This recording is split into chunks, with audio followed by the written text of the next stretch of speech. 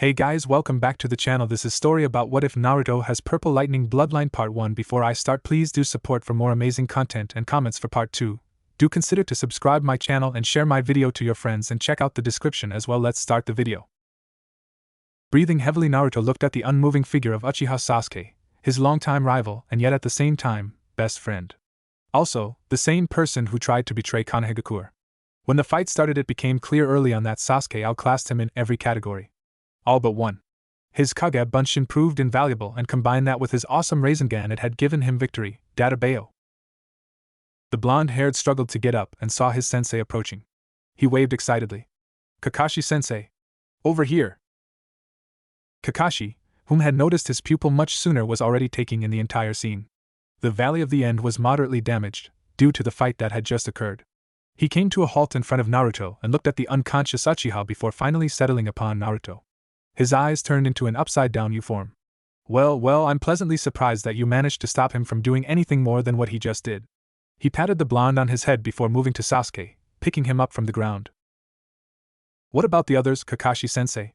Shikamaru, Chojian. But before the genin could continue, Kakashi put his hand up, stopping the hyperactive kid. Relax, Naruto. They are all fine, all taken care of. They should be back home right about now. Kakashi started to make his first steps to start off the return journey. Are you ready to go? The Jinchuriki looked down at his clothing and pouted. Look at my clothes. It's completely ruined. That team is definitely going to buy new ones for me. Kakashi gave him the once-over and smiled, which remained unseen for Naruto. It's an improvement, you should keep it. He turned around, facing the direction he came from. Naruto directed his pout to his sensei. There's nothing wrong with orange, Kakashi-sensei. Now, let me tell you all about how I kicked Sasuke's ass. It all started with Naruto started telling how the entire story went down, not paying attention to Kakashi's heavy sigh. By the time they arrived at the gate, Naruto's eyelids were slowly wavering in its attempt to keep his eyes open. Despite it all, he couldn't wait to let Sakura-chan know of his success. However, upon arrival, it soon became clear that the villagers had gotten wind of something going on with the Uchiha. So, when the Kakashi came dashing in with Sasuke in his arms, whom was covered in wounds and bruises, they became worried about the health of the last loyal Uchiha. It didn't help the situation at all when they saw the Kyuubi brat barging in straight after, looking almost equally bruised, yet missing any cuts or wounds he had previously. It didn't take the citizen of Konoha long to figure out that, whatever happened to Uchiha Sasuke, it was Naruto's fault. You went too far this time, you brat. One spat at the blonde. You'll fucking pay for what you did, an older man screamed. Naruto was taken aback by the sudden insults but tried to shrug it off after recollecting himself quickly. He held his head up high and sped up, going after his sensei. After Sasuke was admitted into the hospital and Naruto got debriefed, he finally had the chance to recollect himself. After eating 3 meager bowls of ramen at Ichiraku's, he chose the shortest path to his home, hoping to avoid the angry mob that apparently were out to get him. When he got home, it was where Naruto nearly reached his breaking point. The windows were smashed in and the walls were smeared with foul words. It had happened in the past, but he had hoped that after he had been made genin, those days would soon be behind him. It never stops. He created a couple of Kage Bunshins and started cleaning it up, muttering and cursing the bastards who had trashed his home. I'll show 'em. Once I'm Hokage, they will have to look up to me and respect me. He held his head high. The young blonde knew that despite all those people who hated him, there were still people that did care. His old teammates, Iruka-sensei, Kakashi-sensei. A smile formed on his face. Even Tsunade-ba-chan and even Ero-sennin, with their weird tendencies. Now that I think about it, why are all the older shinobi so crazy weird? Kakashi-sensei with his perverted books, or Ba-chan with her stupid gambling. I'm not going to be like that. No way. Databeo. He was going to keep training, to get stronger, to protect the people who were the most important to him. After cleaning up and having slept for a couple of hours, he decided to see how everyone was doing and headed to the hospital. This time he stuck to the rooftops, dodging any attempt the villagers could have made. The blonde genin arrived at the hospital fairly quickly, having darted across the rooftops in an orange blur. He walked inside and walked to the front desk and waited for the guy in front of him to finish before it was his turn. You really should pay more attention to your surroundings, brat. A voice whispered in his ear.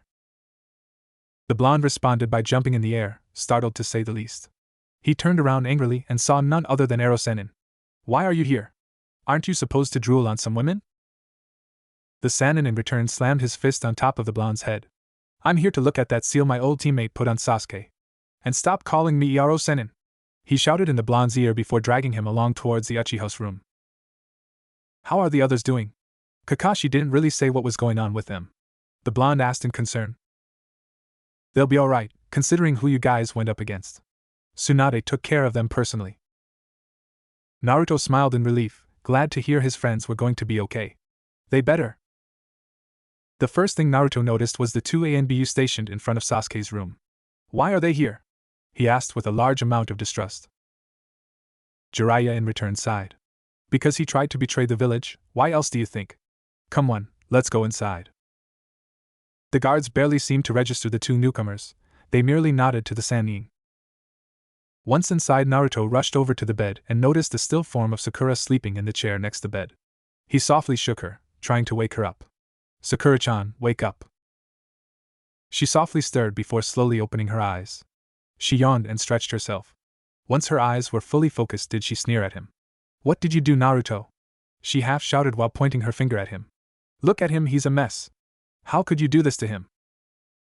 Jiraiya backed out, not wanting to be on the receiving end of the rage that eerily reminded him of Tsunade. Naruto back up, eyes wide and full of surprise. Waha? What does it even matter if he's banged up? He's back. Orochimaru didn't get his hands on him, that's what matters. Because of your barbaric actions, he may have permanent damage to his nerves in his hand. There's a chance he may never be able to properly mold chakra again. She shouted, marching towards him, her fist already raised. Jiraiya butted in. Let's give her time to calm down, kid. She's almost exactly like Tsunade when she's on a warpath. He ushered Naruto outside, quickly closing the door before the pink-haired monstrosity could do any harm to the blonde. Once they were outside the hospital, did Jiraiya turn to the blonde. Listen, I have to start looking for Orochimaru's base, why don't you lay low for a while? I know that a couple of the old hags are out for blood. Catch a good night's rest, and in a couple of days this will all blow over.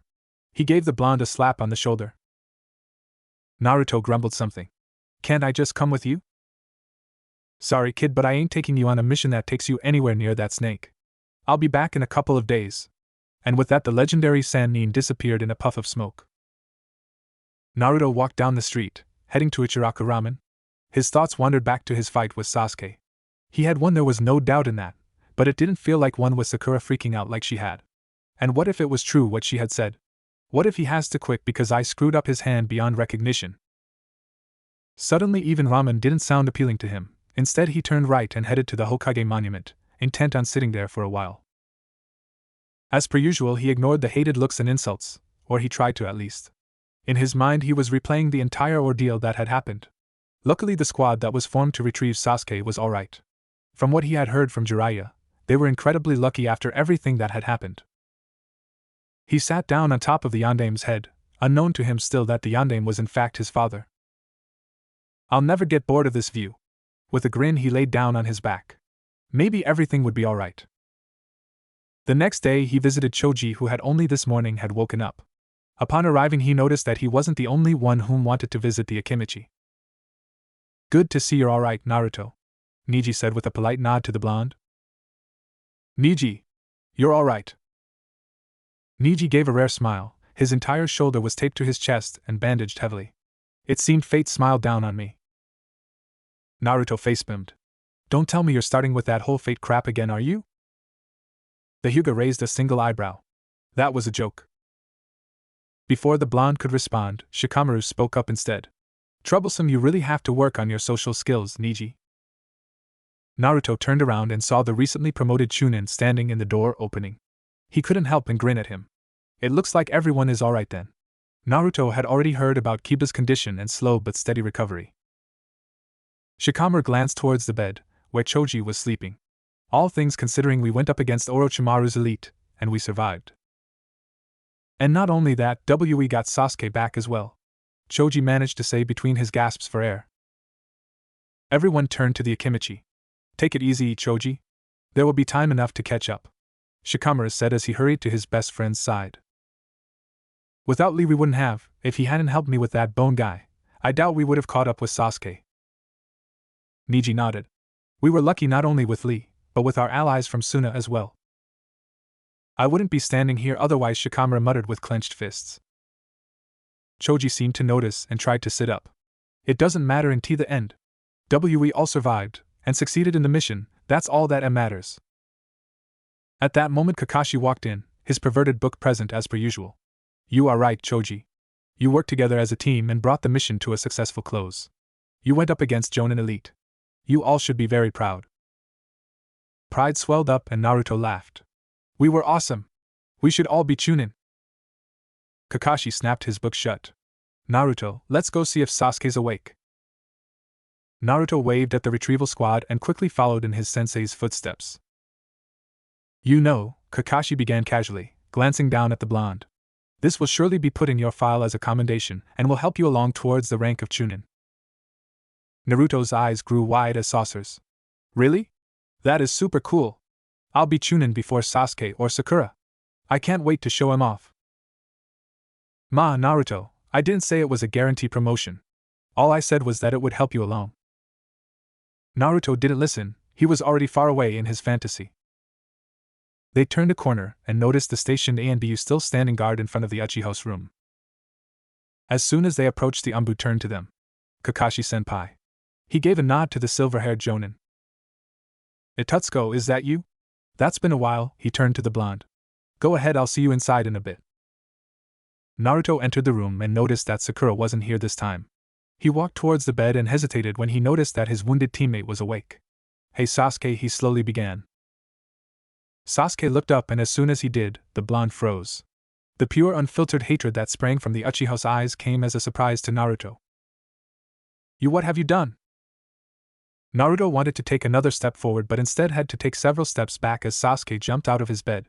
Sasuke, you were trying to betray us, I'm not giving up on you that easily.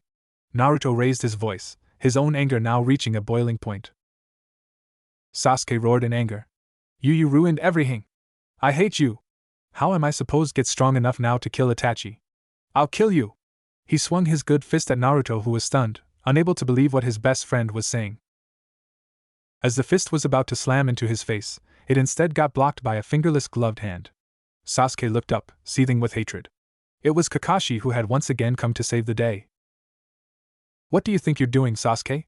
Kakashi asked sternly, his gaze snapping from the blonde to the black-haired Sharingan user. Sasuke pulled his arm out of Kakashi's grasp and turned around and was slowly walking back to his bed. Why do you even care? Just leave me alone. Kakashi nodded to the Anbu, who had rushed in the same moment Kakashi had. Itutsuko left the room, resuming his guard duty. What the hell has happened to our team? Why is it always when I turn my back for a single moment that the two of you always end up fighting each other? He turned to Naruto first, who was looking down to his hands, with a sad look on his face. We're supposed to be a team. Where is the Sasuke and Naruto who could go toe-to-toe with Haku with teamwork that I haven't seen in so long? I suggest you change this attitude and fast, otherwise we're going to be doing this my way, and you'll be wishing you listened to me the first time around. If I hear from the guards that something like this happens again, there will be severe consequences for the both of you. Naruto wanted to speak up and say that he hadn't done anything, but Kakashi had already left through the window. He turned to Sasuke, pondering what he should say. It was then the door opened once more and Sakura came in. Sasuke-kun? Are you Awadash? She immediately noticed the tense situation between the two. What have you done this time, Naruto Baka? Nothing, I'll just leave. He walked with slumped shoulders to the door, brushing past Sakura. How about you stay away? We never wanted you. You always were nothing but trouble. Sakura sneered at him, slamming the door behind him. Naruto walked down the corridor. All his hopes of a peaceful resolution had gone out the window. There was no way that Team 7 would stay together after all that. He exited the hospital and aimlessly walked around the village for hours. The words of Sasuke and Sakura echoing through his head. I'll kill you! Eventually he ended up at his apartment, but once more it had been trashed, along with hateful insults that were written on the walls. Tears welled up in his eyes and he turned around, resuming his trek through the village. How did this all happen? He passed by a restaurant that was not completely unlike Ichiraku's. Inside he could hear his sensei's voice. I know, Asuma, but I wonder if it isn't best if I shuffle the team and replace Naruto with another genin. This way, if Sasuke is pardoned from his crime, then he could focus on his training. If Naruto stays on this team, it's inevitable they will end up fighting each other again, and this time it could end much worse.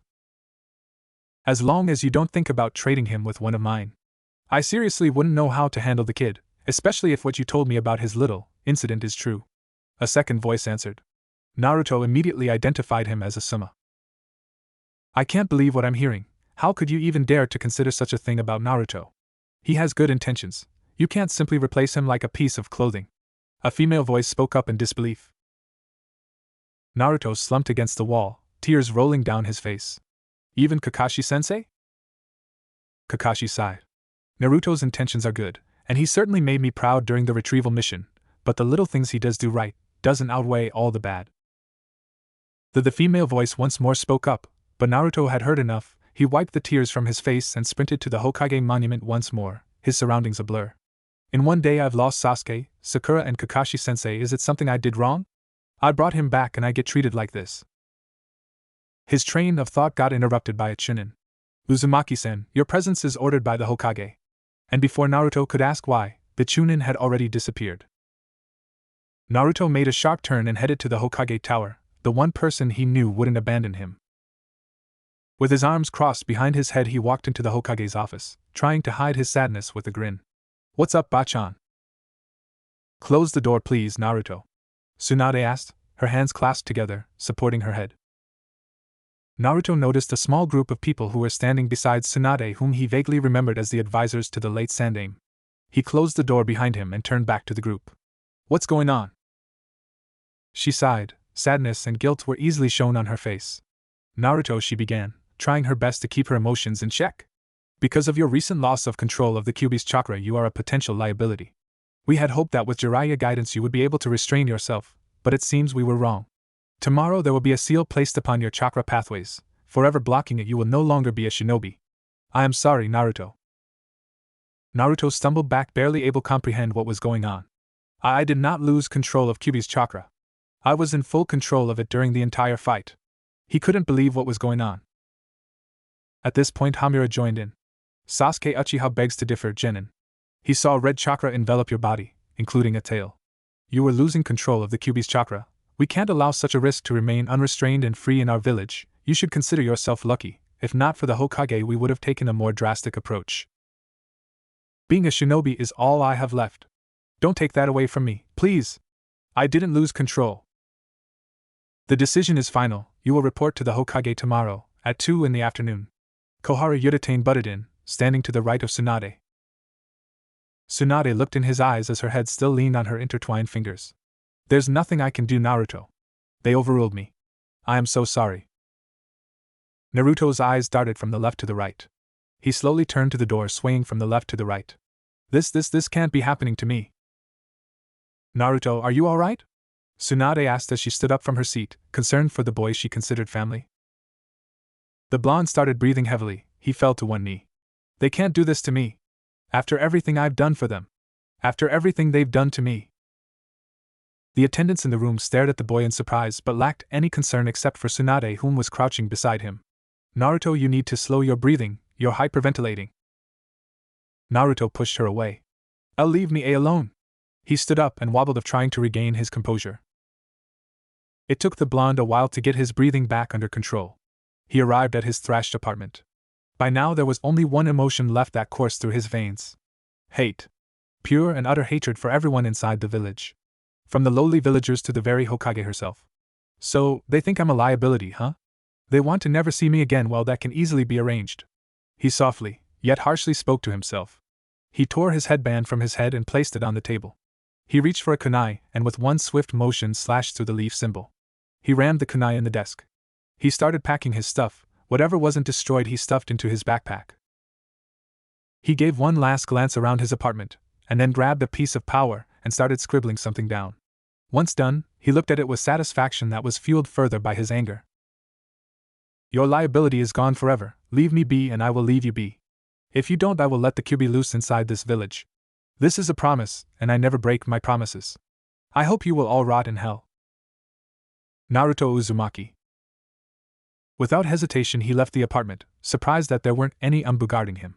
He slowly and silently slipped through the alleys, refraining from using the rooftops. Eventually he came at the main gate and noticed that there were 2 Chunin playing with a pack of cards. He created a Kage Bunshin and then proceeded to henge them into 2 gorgeous girls. He positioned the two clones just within eyesight of the guards and started making contact with the few people still roaming on the streets. It certainly didn't take long before the guards noticed the girls and started waving and trying to make small talk. The clones in return only waved back and made a couple of flirty gestures. The blonde needed all the attention on the girls and not on him. He slowly snuck past the gatehouse and dashed towards the forest, quickly hiding behind a bush when he reached the tree line. He glanced around, trying to see if anyone saw him sneak out. It doesn't seem anyone saw me. Alright, time to gain some distance. I need to lure them into an opposite direction. The blonde turned to the west and started off slowly, trying to gain as little attention as possible before maximizing his speed. He had to gain distance and fast, before turning his attention to his real destination, Nami no Kuni. 1 month had passed since Naruto's abrupt departure from Konoha, and surprisingly there hadn't been any retrieval squads or hunter-nin that had investigated Nami no Kuni. Perhaps the false trail he had set up had helped, or perhaps they weren't even trying to find him, and why should they? In the eyes of Konoha he was the demon they wanted to get rid of. Naruto in return didn't care about them. If they did find him he would do what was necessary to stay out of Konoha's clutches, even if that meant killing his former friends.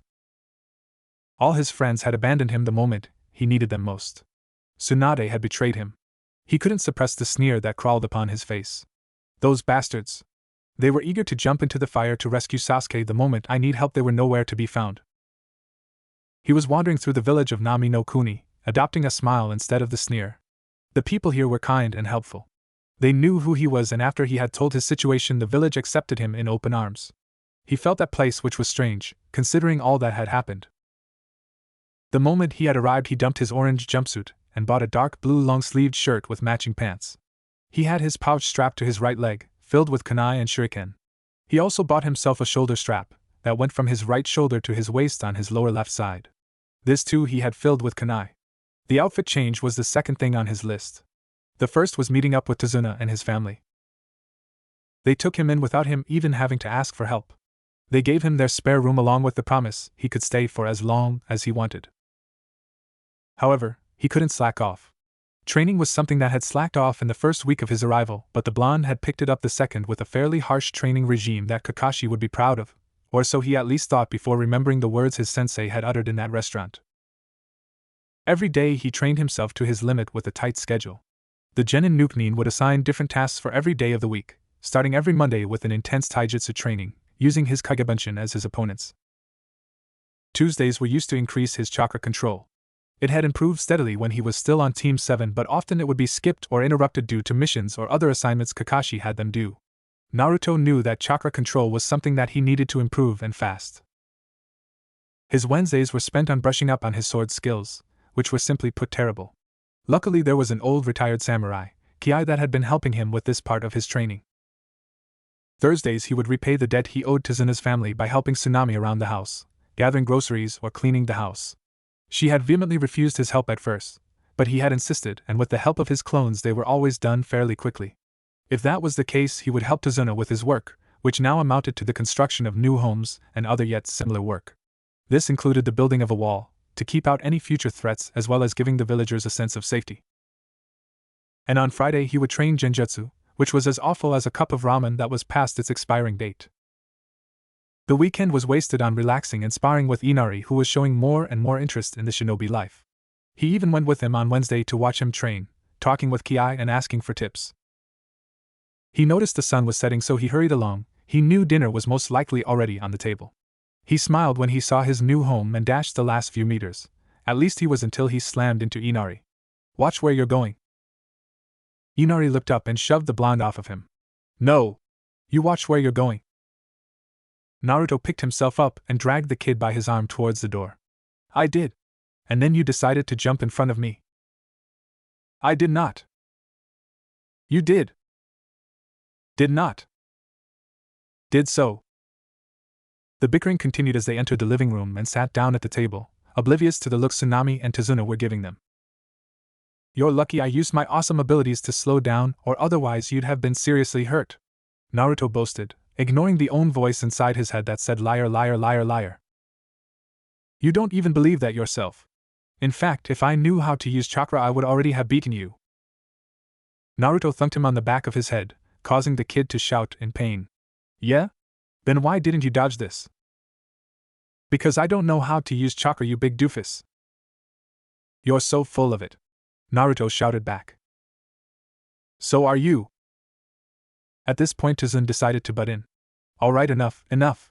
Let's eat before it gets cold. Tsunade couldn't help but smile at the boy's antics, glad to see that Inari had finally let go of the awful things that had occurred only mere months earlier.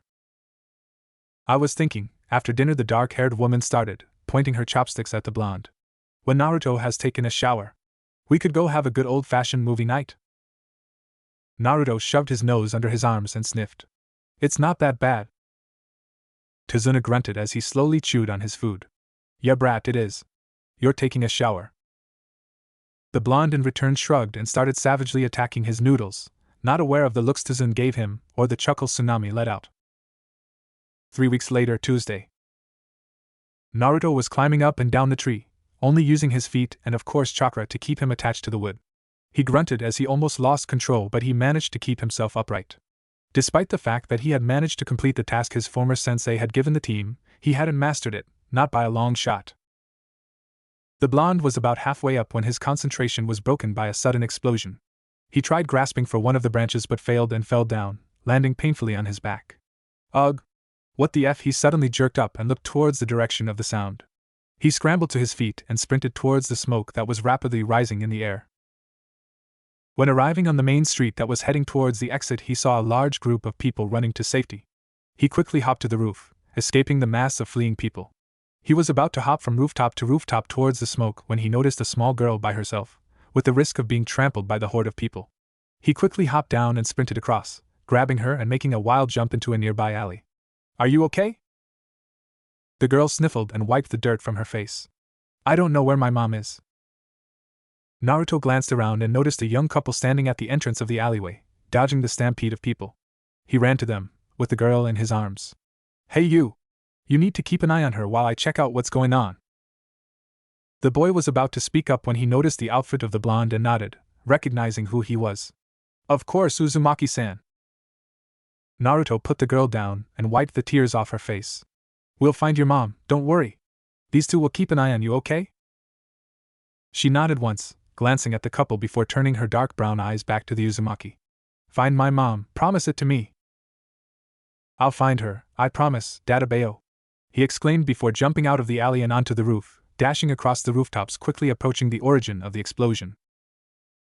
With one final hop, he jumped off the last rooftop and landed in front of the gate that was still under construction and wasn't even remotely close to being finished.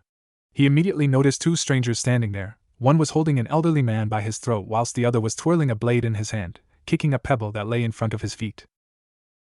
Naruto narrowed his eyes and took in the scene. Bodies were lying everywhere. The majority were the guards the village had managed to hire, but they weren't shinobi. Up against bandits, they could hold their own, but against shinobi they never stood a chance. He crossed his arms and glared at the duo.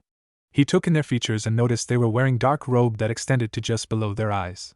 The sleeves of the robes were short, revealing their arms from the elbow down. One of them had red hair, whilst the other was a dark-haired man in his late 20s.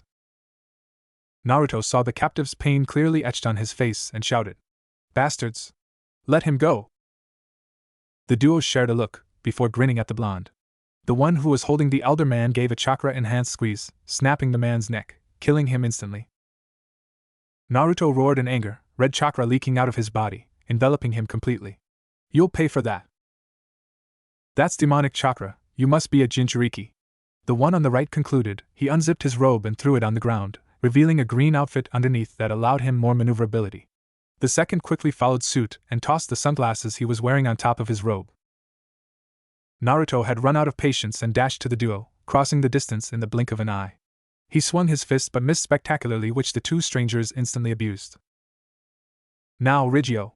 One shouted.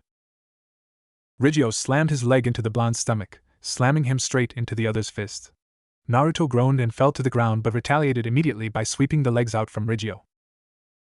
The dark-haired attacker tried to intervene, but Naruto saw this in time and grabbed the incoming hand and threw the stranger on top of Rigio. He quickly hopped to his feet. Kage Bunshin no Jutsu. Several dozens of clones appeared in a puff of smoke, all shrouded in red chakra. Charge! The original shouted. And so they did. They threw their fists at the two attackers, who in return had regained their composure and were fighting of the group of clones. One by one the clones disappeared in puffs of smoke. With a grunt, Rigio punched the last clone in its face. Hide-eye. I've not seen this technique before.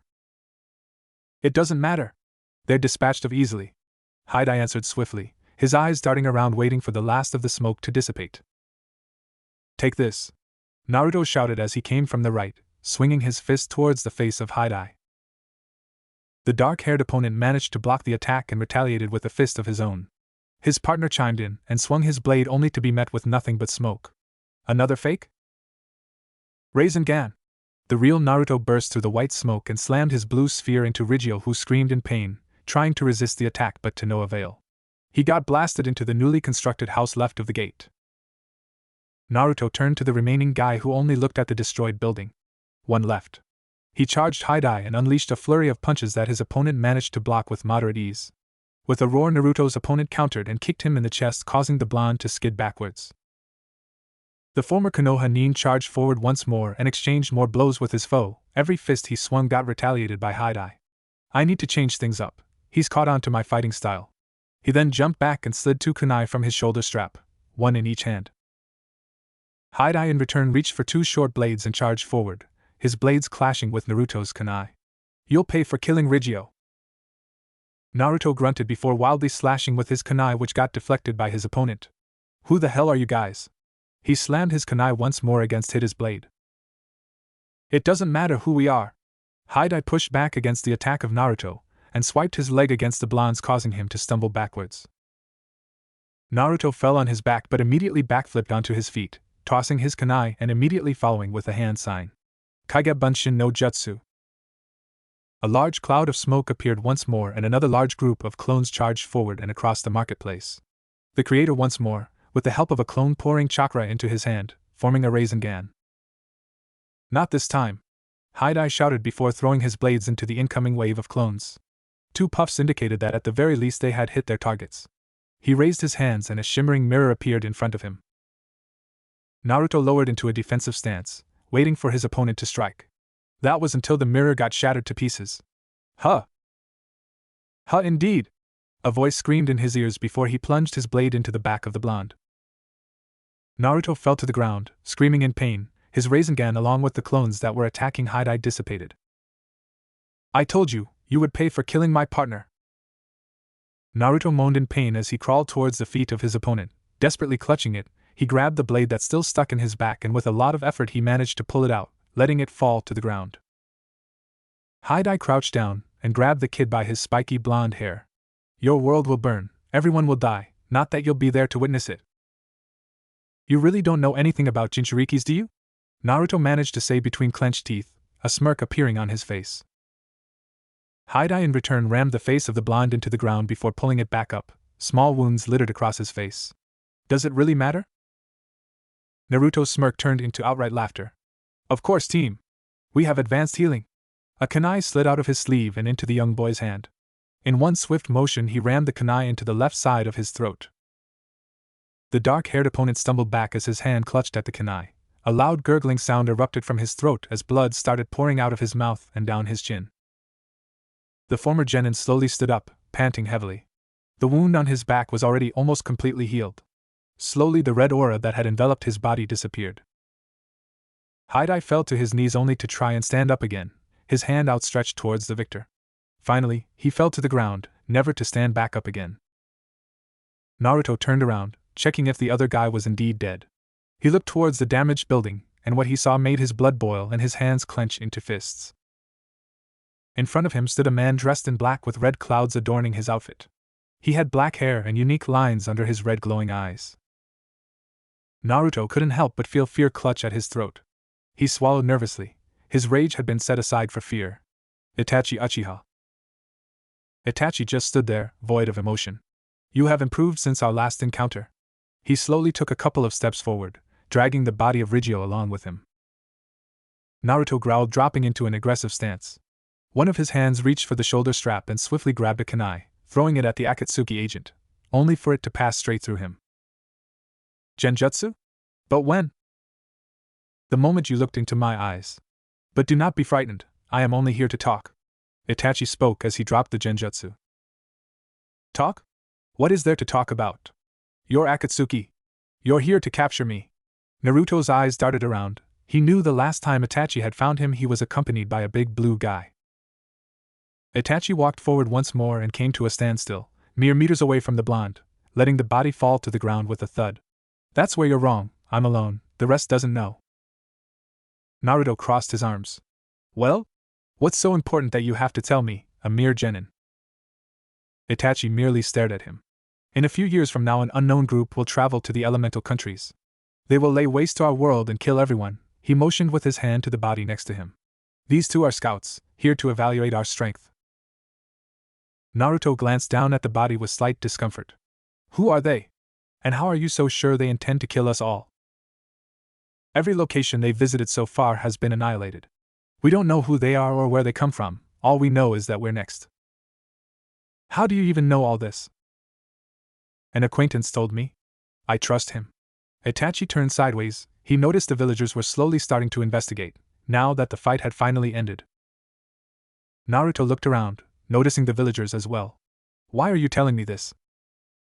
You have the potential to become incredibly strong, Naruto. I have no doubt you will play a big role in what is to come, whether you want to or not.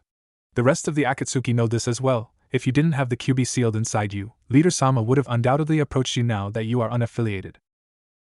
Naruto crouched down and looked at the dead body. Guilt started welling up inside him, and he looked away. Itachi noticed and took a single step backwards. First time you've killed someone? Naruto nodded as balled his hands into a fist. They were scum and they deserved to die. Itachi remained as motionless as he had been throughout the conversation. It's normal to feel those things when you first killed someone. You'll eventually learn to live with it. Itachi started slowly walking back to the gate. These scouts are most likely the weakest amongst their ranks. Even if they are, do not under any circumstance underestimate them. Naruto smirked and stood back up. I guess I just have to get stronger then. But don't think you guys are off the hook yet. After this is done, you're next. Databao. Itachi turned around, and if Naruto didn't know any better, he swore he could have seen him smile. Interesting. One last thing. You won't gain the strength you seek here. Break your bonds with this village. They will only slow you down. If you want to defeat these unknowns, you have to think like one of them, act like one of them, become one of them. Become the monster they all fear you as. Naruto stood there with wide eyes. I don't know if I can do that. Do you know what you're asking of me? You want me to give up who I am, to give up my humanity? Itachi tilted his head. Was there a hint of recognition in his eyes? It is necessary. This is why we of the Akatsuki are so feared. Leave behind your name, start anew, and once you're strong enough, take on these unknowns. And with those words Itachi disappeared in a swirl of dust and leaves, leaving behind a saddened and confused Naruto. He looked at the lifeless body and noticed there were strange markings on the side of the man's neck moving down towards his shoulder, stopping at his elbow. He tore of the remains of his shirt, and saw that it looked like a seal of sorts drawn into a skull of a strange creature with strange markings around it. What is this? Naruto frowned and pressed his fingers against it, and immediately gasped in pain as a burning sensation that started at the tips of his finger was spreading throughout his left arm. Images started flashing through his head, of a creature with white hair and purplish skin whom was floating. 2 red horns were protruding from his head. The images in his head were accompanied by even more pain, and he screamed out loud as he fell to the ground. What is going on? Darkness consumed the boy as he passed out, his body not able to withstand the pain. He fell beside the body of Riggio. With one last glance at the seal had let darkness overcome him. Shortly thereafter the villagers started investigating further and noticed that Naruto was unconscious. For a moment they were worried that the blonde had died when they saw his still form. They sighed in relief when one of the villagers looked for a pulse and found one. They picked the boy up and rushed him to the first aid station, hoping that they would be able to help him. A couple of days later. Brat! What have you done? The QB roared at the blonde as tried to claw his way through the gate. Naruto stood there stunned. How the hell should I know that I would pass out if I touched that seal, you stupid stinking fox? All I did was touch it and… Exactly. Do you touch everything you see? You'll be real popular with your female species. The beast barked with laughter before resuming his rampage against the gate, who didn't budge in the slightest. What's it to you anyway? I got knocked out, that's all. The blonde replied, pointing his thumb at himself. The QB roared once more, his eyes glowed red. That's where you are wrong. Thanks to you my chakra is slowly draining away, it's going too fast to regenerate but too slow to kill me immediately. Something is draining me of my power, and it's because of the seal. Naruto took a step backwards in surprise. You're dying? His voice was a mixture of various emotions. The Kyuubi was the bane of everything that went wrong with him. He would finally be rid of the one who had caused him great pain. On the other hand, though, sadness. Sadness because the fox had become a part of him. He had saved his life on multiple occasions. But it will take some time, so don't go sentimental on me yet, brat. You should be happy that I'll finally be gone. The Kyuubi spoke, noticing the boy's distraught look on his face. Naruto nodded and shuffled with his feet. He could slowly feel the pressure fading away, indicating that he was regaining his consciousness. I'm sorry, Kyuubi, for what it's worth, you may have been the whole reason behind my messed up life, but you weren't always a pain in the ass. The demon grinned, baring his teeth. Pranking the entire village didn't help either, boy. Naruto returned the grin with one of his own. They had it coming, not that it matters now anymore. No, it doesn't. But you decided to make a stand. I respect that, and as a result, I will assist you in training. I may not be able to do much, but what I do know I'll pass along. Naruto looked at him with wide eyes. Praise from the almighty Kyuubi himself. Thanks. I'll become the strongest shinobi there is. Databeo. The Kyuubi slammed his enormous body once more against the gate. Stop with that incessant screaming. Naruto could only laugh as he regained consciousness. Naruto coughed as he slowly opened his eyes, only to shut them immediately again due to the extremely bright lights. He could hear voices around him and held his hands in front of his eyes to block the lights as he opened them again. Naruto Nizin! A voice shouted that clearly belonged to Inari. About damn time, kid! A gruff male voice spoke. Naruto turned to the older voice, still not being able to properly make out the persons in the room. Kenneth, old geezer. Glad to see you've woken up, Naruto-kun. I'll get the doctor. A female voice softly spoke, instantly knowing it was Tsunami. He couldn't help but smile and listened as he heard her footsteps receding as she left the room. So, anything important happened while I was out? He asked as his eyes finally adjusted to the lights. He looked to the left and saw Tazuna standing beside his bed. We managed to rebuild the house that was destroyed. Luckily no one was in the home when the guy got crashed into it. Naruto looked sheepishly and scratched his cheek, which turned out to be bandaged. Were you guys watching the fight? Inari spoke before Tazuna could. We were nearby. You really showed them Nisan. Could you teach me? Naruto ignored him and instead asked. How many were killed? Tazuna hesitated. They killed 12 guard that were stationed at the main gate. Luckily no civilian casualties. Naruto grimaced when he heard just how many people were killed by these monsters. If Itachi's right, then there's a whole lot more waiting for us. Tazuna noticed the grimace and patted him on the shoulder. You did great, kid. If you hadn't stopped them, they would have killed a lot more. Naruto silently nodded, his mind being plagued by not only the bodies that were laying there, but also by his own first kills. Blood streaming down his chin, dripping onto his face, his kunai still protruding from the man's throat. Hide-eye desperately trying to grasp it as he stumbled around and fell to one knee. The blonde snapped out of his reverie when a female doctor entered the room, closely followed by Tsunami. Ah, good to see you're awake, Uzumaki-san. How are you feeling? The doctor asked. Naruto flexed one of his arms, still feeling a bit sore. Doing just fine, only some sore muscles left. You can discharge me, no problem. He really hated hospitals. The doctor laughed. You sure act like it, but your body may disapprove. So let me check you out and we'll decide from there if it's wise to release you from our care. Naruto nodded and stood from his bed, realizing he was only wearing short and a shirt. The doctor stood in front of him and asked if he could pull his shirt up. He did what she asked and pulled his shirt over his head and threw it on the bed. The doctor started checking his vital signs by placing her hands on his chest with chakra slowly emitting from her hands. All right, I've noticed nothing out of the ordinary.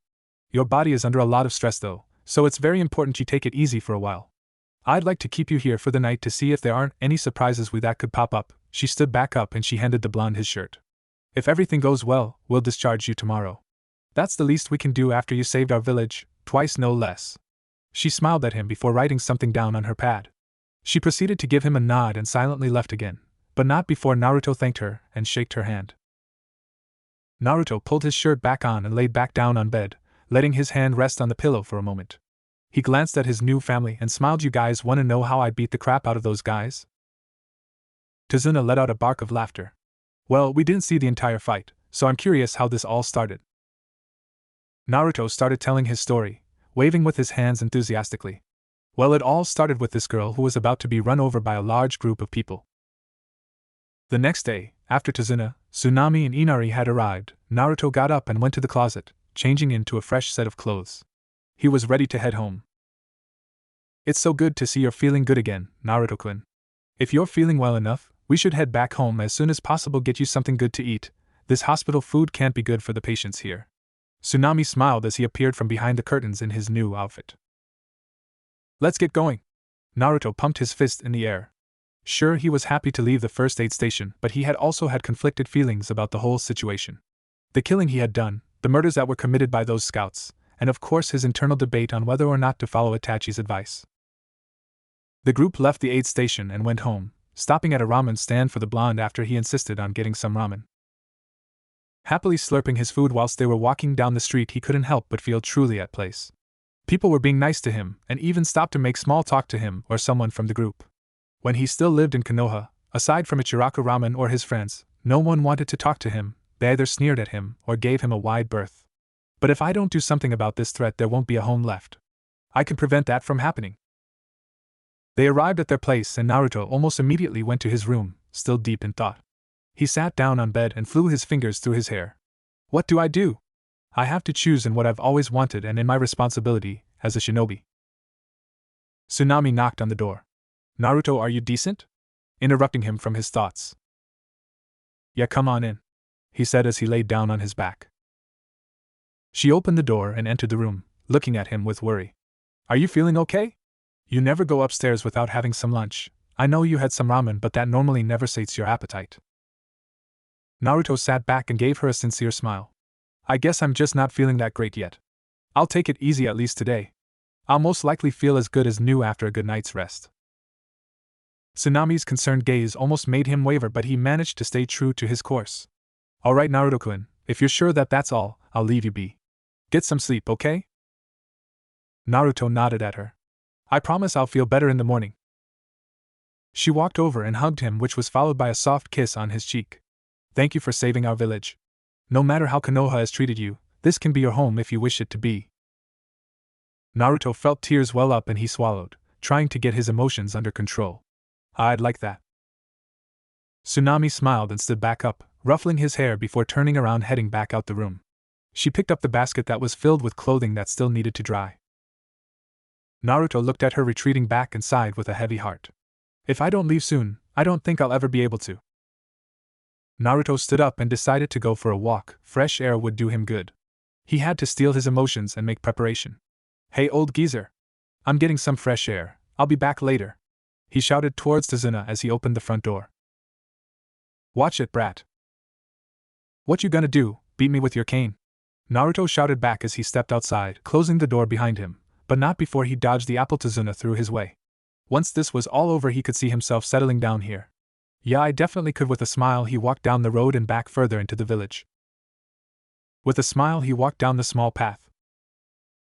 Naruto sighed in satisfaction as he pushed the flaps aside of the ramen stand, located on the market. Trade was Nami's main income of money, and because of it their economics had stabilized and grown. The difficult days for the small village seemed over. Of course, raiding Gato's places and taking his money and other valuables certainly helped. He walked towards to the mortuary that was situated next to the aid station. Naruto-san! A high-pitched voice shouted, causing the blonde to turn. A small girl came running over, dragging her mother by the hand. This is my mom. She wanted to say hi. Naruto instantly recognized the girl as the one he had saved mere days ago from being trampled. Hey there! I'm happy to see you managed to find your mom.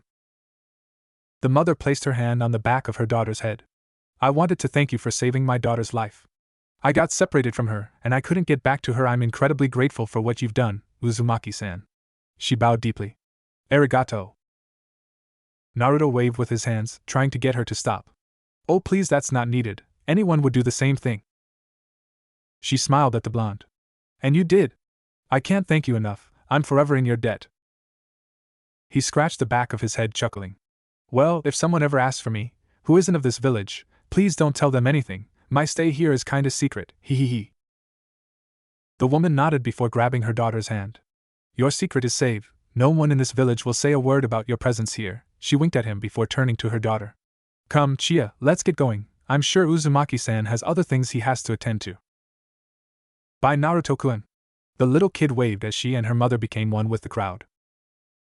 The blonde waved before turning left and around the corner. He saw the mortuary and swiftly walked over. He walked over to the front desk. The woman cheerfully greeted the young genin. Well, well. If it isn't our newest member of our small village. Naruto grinned at her. Hi. I'm here to look at the bodies of the two attackers. The woman frowned at his request. That is quite an unusual request, Naruto-san. However, you did save our village, so I think we can make an exception for you. It's to your right down the hallways, third door on your left. I'll call ahead to let them know you're coming. Arigato. And with that, the blonde followed her instruction. He had to get one last glimpse at the attacker's seal. Ever since Kyuubi's shocking revelation, he had been trying to understand how it was even possible, and if it could be reverted. Naruto arrived and knocked on the door. An older man, in his late 50s, opened the door. Uzumaki-san. I heard you want to have a glimpse at our two latest additions? He nodded. That's right, one of them had a seal I wished to have one last look at. The man motioned with his hand and he led them to two small metal doors and opened it. Two slabs of metal rolled out with two bodies on top, covered by a white cloth. I know you are a ninja, so I take it dead bodies aren't a problem for you?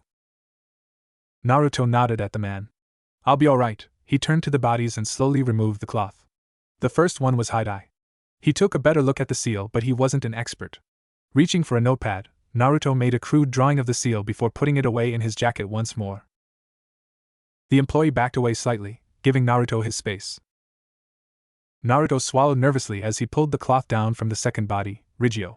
Images of his Rasengan slamming into the man flickered in front of his eyes. He shook his head and took a better look at Rigio. He didn't have the seal on his shoulder. That's weird, I thought they both would have the seal. Satisfied, he covered the bodies and turned back to the man. This may be a weird request, but I need to take these bodies with me. The man looked at him with a surprised look. I can't do that, these bodies belong to the families, despite the atrocities these men committed. Naruto insisted. These men were evil. And they weren't working alone. If their friends find out they have been killed here, they will attack the village again, and I don't know if I'll be able to stop them again. The man scratched his chin, mulling it over. Well, okay, but you have to do it with elegance because you can't just run around with two dead bodies. That certainly would attract a lot of unnecessary attention. I'll have to do it at night, when I leave. He thought as he glanced at the two covered bodies. I'll do it at night. Take them far away from here, making sure they'll never link them to the village. I'll leave the emergency exit unlocked so you can open it from the outside. The man pointed at the door. The young Nukenin thanked him, bowing deeply before leaving. I'm very grateful for your help. I should be thanking you, Uzumaki-san. You saved us after all. And the man returned the gesture with a bow of his own. Strolling down the street, he couldn't help but feel saddened by the entire ordeal. Yet at the same time it was for the best. Thinking he could stay here wasn't only wishful thinking but also incredibly dumb. Once the Konoha found out that his tracks led them nowhere, they would start crossing off likely places where he could be hiding. Nami no Kuni would definitely be on their list. Once this is all over, years will have passed and their search will have stopped. I can come back here and settle down. Naruto arrived home and saw Inari just stepping out. He high-fived the kid as a greeting. What's up, Inari? Inari pouted as he shoved his hands in his pockets. Heading back to school, lunch breaks over blurg. Naruto ruffled his hair and walked past him. Well, good luck with that. I'm gonna go do some training in a bit. See you later, Nissan. Later, brat. Who you calling a brat? You're a brat too. You're the biggest brat here, and you know it. Databeo. Give it a rest. Tazuna shouted from inside the home. Naruto walked around the house, waving at Inari. Trying to get some last-minute training in. Naruto closed the door to his room and started quietly packing his most essential stuff. I can't let them know I'm leaving. They'll just try and make me stay. I have no time for that. He shoved spare clothing and extra packs of kunai and shuriken in his backpack. He had no exploding tags anymore, so he had to buy those at a later date in another village. The 12-year-old unrolled the map he purchased earlier. Looking at the map, Naruto realized he had to take a boat towards Kuno before traveling on foot into Yuki no Kuni. He had to create more distance between him and Konoha. They wouldn't dare setting a foot in Kuno. That should be my final destination, for the time being at least. After he was called for dinner, he made his way downstairs, taking place at the table where some bickering was going back and forth between Tazuna and Inari. He silently started eating his food, which consisted of katsudon and a bowl of rice. Tazun picked up on his lack of enthusiasm. Why are you all of a sudden so quiet? Are you okay? Naruto looked up and waved one of his hands dismissively. Yeah, I still feel a bit weakened from the fight. Hopefully I'll be up and running in no time. Tazuna's eyes scanned him over and nodded. Alright, I'll stop bugging you. But if you ever have the urge to talk, go to Tsunami, because I don't know how to handle that touchy stuff. He chuckled as he took a sip from his alcoholic beverage. Naruto grinned. He couldn't help but wonder if this is what it felt like to truly have a family. Ah, but old geezer. Who's going to rock me to sleep tonight if you won't? Tazumba grinned and Sanama chuckled. Inari had images of Tazuna rocking Naruto to sleep and nearly choked on his food. Yeah, and when are you going to read him a bedtime story, huh? Inari added in, grinning like crazy. Naruto pointed with his chopsticks at the young kid. I'll let you keep that, don't want you to feel left out. Tazuna let out a bark of laughter, downing the rest of his drink in one large gulp. Naruto returned his focus on his food and ate it quickly, before helping with cleaning the table. You can go relax, Naruto-kun, go watch some TV with Tazuna and Inari. She gave him a gentle nudge to the living room, smiling at him. Naruto grinned back at her and settled himself on the couch, watching Inari and Tazuna argue about his bedtime. Naruto doesn't have a bedtime. Why can't I stay up as late as him? Because you don't kill people for a living. So if I kill people I'll get to stay up late? Tazuna snorted. Yeah, if you kill people you can stay as long up as I want. Really? Tazuna slapped Inari upside the head. Of course not. Now go do your homework. Inari grumbled and started walking towards the door. Stupid bedtime, I'm almost 9 years old, stupid homework. Naruto looked at Tsunami, whom was reading a book. I'm going to turn in as well. See ya tomorrow. Yeah, right. Tsunami looked up from her book and gave a loving smile. Good night, Naruto-kun. Tazuna winked at the blonde, another alcoholic beverage in his hands. See ya in the morning, kid. Naruto walked upstairs and decided to take a shower. He didn't know when the next time would be when he could properly shower, so he might as well make the best of it. He undressed and turned on the hot shower, patiently waiting for it to warm up. With a satisfied sigh he stepped in, scrubbing his body from tip to toe. Whilst the blonde was showering, he couldn't help feel unsure what his goals were. For now the most important thing is to keep any threats away from Nami. He shut off the shower and stepped out, drying himself before crossing the hallway and into his bedroom. There he swiftly checked his backpack one last time, double-checking if he had forgotten anything. After he was satisfied he got fully dressed and slid under the cover. He couldn't risk making any noise when he left. He couldn't risk sleeping either. The chance that he slept through the entire night was too big. Setting an alarm could wake the entire house. This is going to be hell. Why am I even doing this? 5 hours later, 2:57 a.m. Naruto rubbed his eyes for what felt like the millionth time since he went to bed. He glanced at the clock hanging on the wall above his bedroom door. No point in waiting any longer. He silently stepped out of his bed and reached for his backpack under his bed, slinging it over his shoulder. Quietly, the youngster made his way to his door and opened it, hoping that the creaking sounds wouldn't wake anyone. He stepped into the hallway and closed it, once more wincing at the noise. He tiptoed down the hall and to the stairs.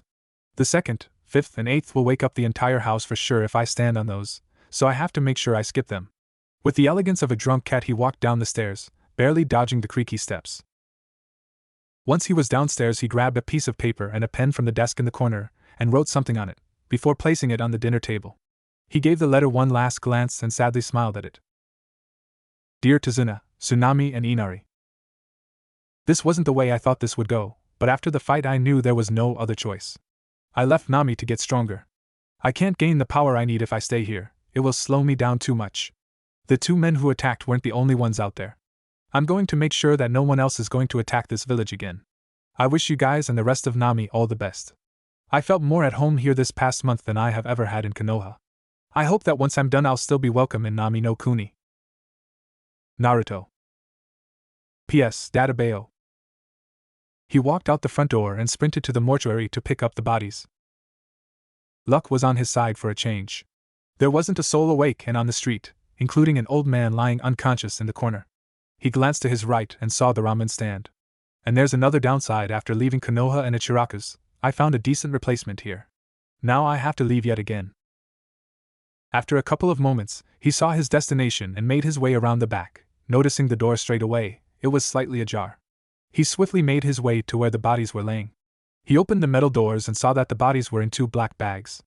After confirming it were indeed the 2 attackers, he created 2 clones and ordered them to carry the bodies. "Why can't you help?" one asked. "Because I'm the boss. Now carry it." "So you're that kind of boss? The kind that doesn't help?" the other asked. "I'll be scouting and making sure we won't be seen. Now stop complaining and get moving," the creator hissed. "Am I really that stubborn?" His clones muttered something that sounded eerily like slave labor, but they complied nonetheless. They exited the mortuary and swiftly darted across the village. Naruto saw the gate and noted that the building next to it was already almost completely repaired. The original Naruto was the first one to exit the village, coming to a halt at the edge of the forest. Looking back one last time, he sadly smiled and gave a wave. "It's for the best." He abruptly turned and sprinted off, his clones following closely behind. 3 months later. Naruto ran, his head held low. His face was adorned with cuts and bruises.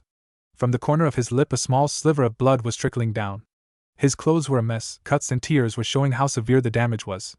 But despite that, he ran and he didn't stop.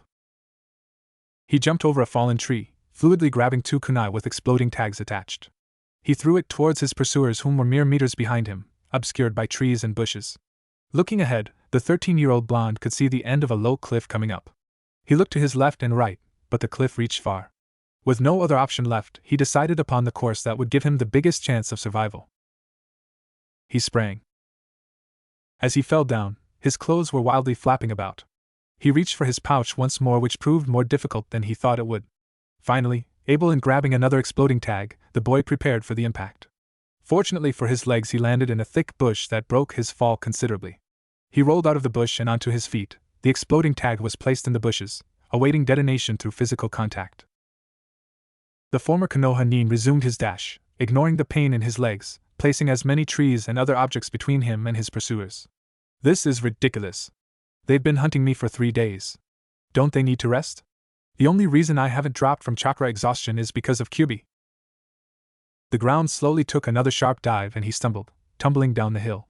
Regaining his composure after a couple of seconds, he used his hands and front flipped himself back onto his feet, resuming his sprint. "I need more chakra, Kyubi.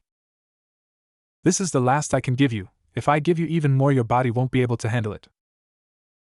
Naruto grunted in response before snapping his head to the left as he heard the exploding tag burst, meaning that we're down the cliff as well. He had managed to increase the distance between them when jumping off the cliff, but it wasn't nearly as much as he had hoped.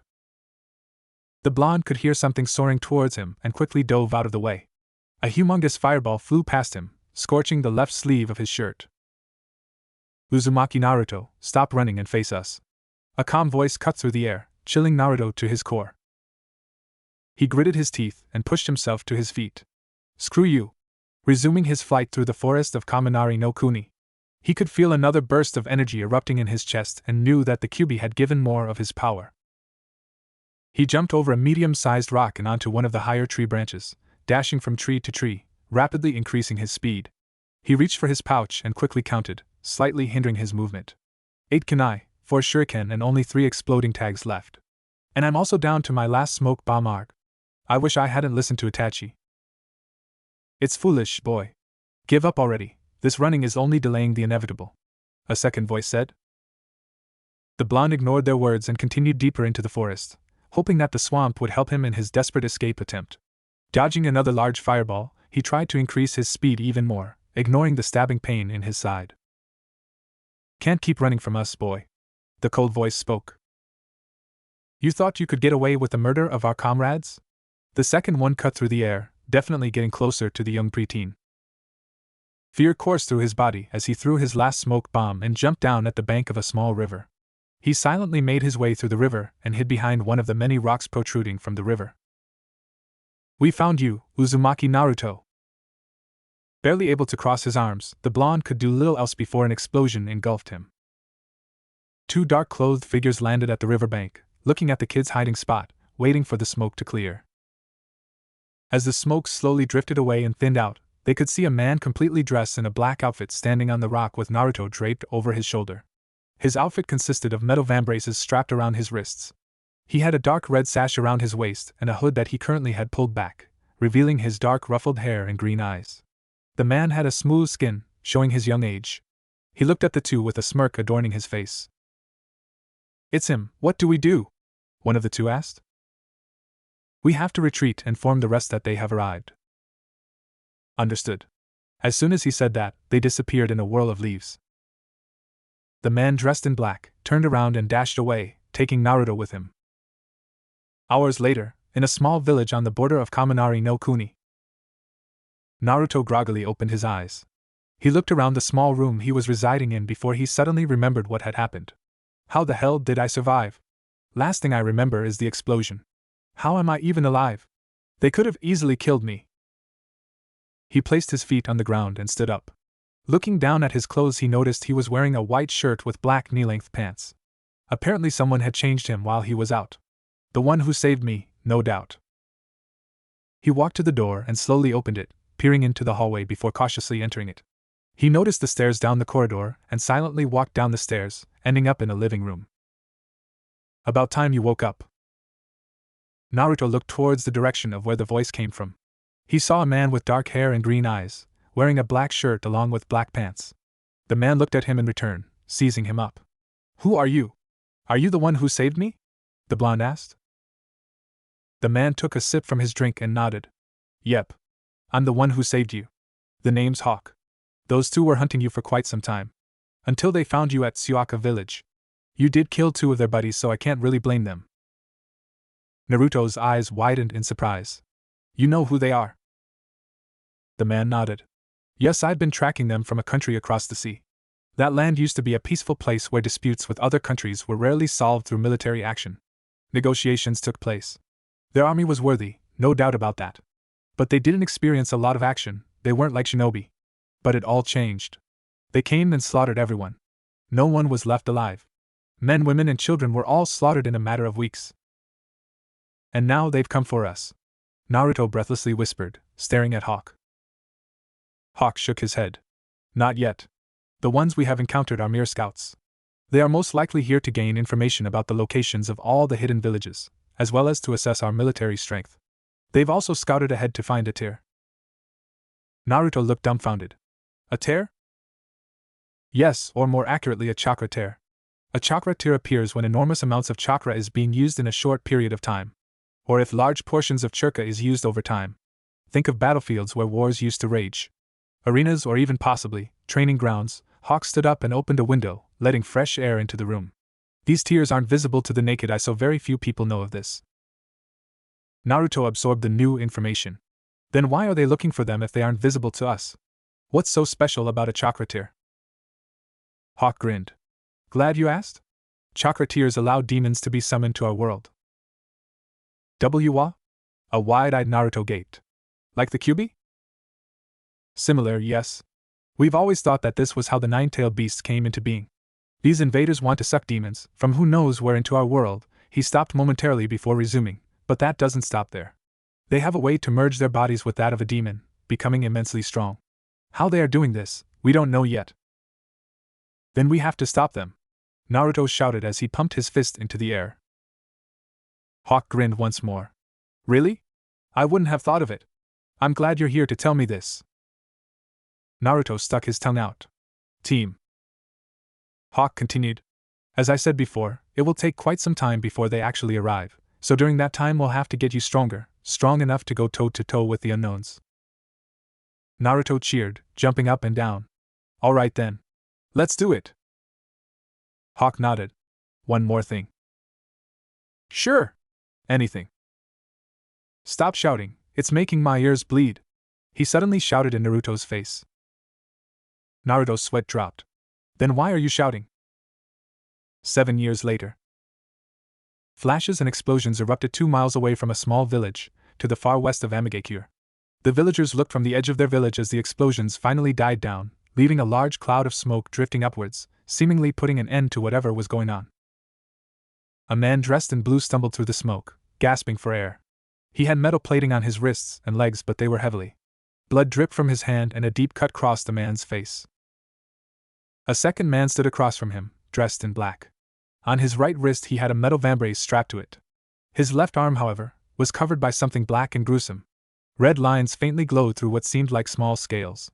The man's face was hidden by a black hood and only a part was visible, the rest was covered by a face mask. Around his waist was a red sash. How has a hunter gained ability to transform into a demon? He shouted as he panted heavily, eyes wide and filled with fear. The man in black tilted his head almost unnoticeably. It's arrogance if you think your people are the only one with the ability to merge. He responded with a heavy and inhuman voice. He then disappeared and reappeared behind his opponent, sheathing his katana. Blood spurted everywhere as the man in the blue robes fell to his knees, clutching his chest. When the others arrive, you and your friends will all be slaughtered, he hissed. We'll see about that. You'll not witness your so-called slaughter. His voice slowly started reverting to a lighter tone, to that of a young man. The monstrous claw reverted back to a normal human hand, encased in a metal gauntlet. Glory to Lord Kenpachi. And with that the man slumped forward, having fought his last fight. Good job, Ghost, another voice said. Ghost turned around and saw an old friend walking up. Robatsu, it's been a while, he grasped his friend by the arm before pulling him into a hug. What are you doing here? Robatsu pulled away and crouched down next to the dead man. Looking for you. Everyone has to report in. You were difficult to track, like Waizari, so a message was out of the question. Ghost dusted himself off. Where are we supposed to meet up with the others? The inn? Robatsu gave a nod. He had long brown hair tied into ponytail. He had a single scar on his nose and thin lips, curled into a soft smile. The man couldn't be older than 25. He was wearing the same outfit as Ghost did, indicating he was part of the same organization. But whereas Ghost was wearing a gauntlet, he simply had another metal vambrace. The brown-haired man started searching through the pockets of the deceased man. After he was certain the body had nothing of worth on it, he set it ablaze with a katon jutsu. We have a week to get there, so it's best if we get going right away. Drop any jobs you got here and let's get going. Ghost nodded as he reached inside his robe and pulled out sunglasses, putting it on before letting out a near inaudible sigh of relief. Lead the way. On a boat heading for the elemental countries. A man dressed in red and black, with white stripes decorating his sleeves, knocked on a door of a seemingly random cabin. He rapped his knuckles on the door and opened it after the man inside gave his approval. Lord Kenpachi, with our current speed, the estimation of our arrival will be nearing 4 weeks. The man he was addressing this to was seated behind a desk. To say he was muscular would be an understatement. His hair was pitch black and swept back. He was wearing a long-sleeved dark red shirt along with matching pants. Draped over the back of his chair was a trench coat that was black. What was remarkable though was it lacked any sleeves. What about our scouts? Did they find any leaks? A couple, sir. Dorgan is compiling a list as we speak. It won't take long until he's finished. The subordinate never looked at him in the face and always looked down. Is there anything else I need to be aware of? The lord sitting behind the desk rarely, if ever, complimented anyone. He took it all in stride, the good and the bad, without as much as twitch. More of our scouts has been failing to report in. This is the 5th over a course of 3 months, my lord. There was a moment of silence. It doesn't matter. We've got the information we require. Notify me when the seekers arrive. Certainly, sir. With that the man left, leaving Kenpachi in his room. Kenpachi looked down at the pictures lying on his desk. They were pictures of a handful of people wearing black robes with a red sash. Names were written underneath several pictures. Name, Hawk. Gender, male. Age, unknown. Affiliation, hunters. Weapon of favor, melee or short blades. Threat level, red, borderline black. Handle with extreme care. The second he was unfamiliar with but was known to operate in the region of Amagekure and Yuki no Kuni. Name, Ghost. Gender, male. Age, unknown, young adult. Affiliation, hunters. Weapon of favor, katana. Threat level, red, borderline black. Handle with extreme care. Note: this individual appeared in the same time frame Uzumaki Naruto disappeared. All points indicate that this is indeed Uzumaki Naruto. The third file contained information on the man Kenpachi despised. Name, Rome. Gender, male. age 39. Affiliation, hunters. Weapon of favor, dual-wielding short blades. Threat level, red, borderline black. Handle with extreme care. Note: Rome is the founder of the organization known as the Hunters. Rome Kanapchi softly spoke. The man he wanted eradicated. Yet he always managed to slip his grasp. He had stalled his invasion and ensured the belief that he could be defeated. No mortal man had ever escaped his grasp when they were in combat, yet he had. And for that, he had to die. 1 week later, somewhere in Kawa no Kuni, Robatsu and Ghost walked through the gates of the small village of Tova, dusk slowly settling. Hunters were a regular occurrence in the village. Some were still put on edge because of it. Tova village and the hunters had come to an agreement after a bandit raid had threatened the existence of this small community.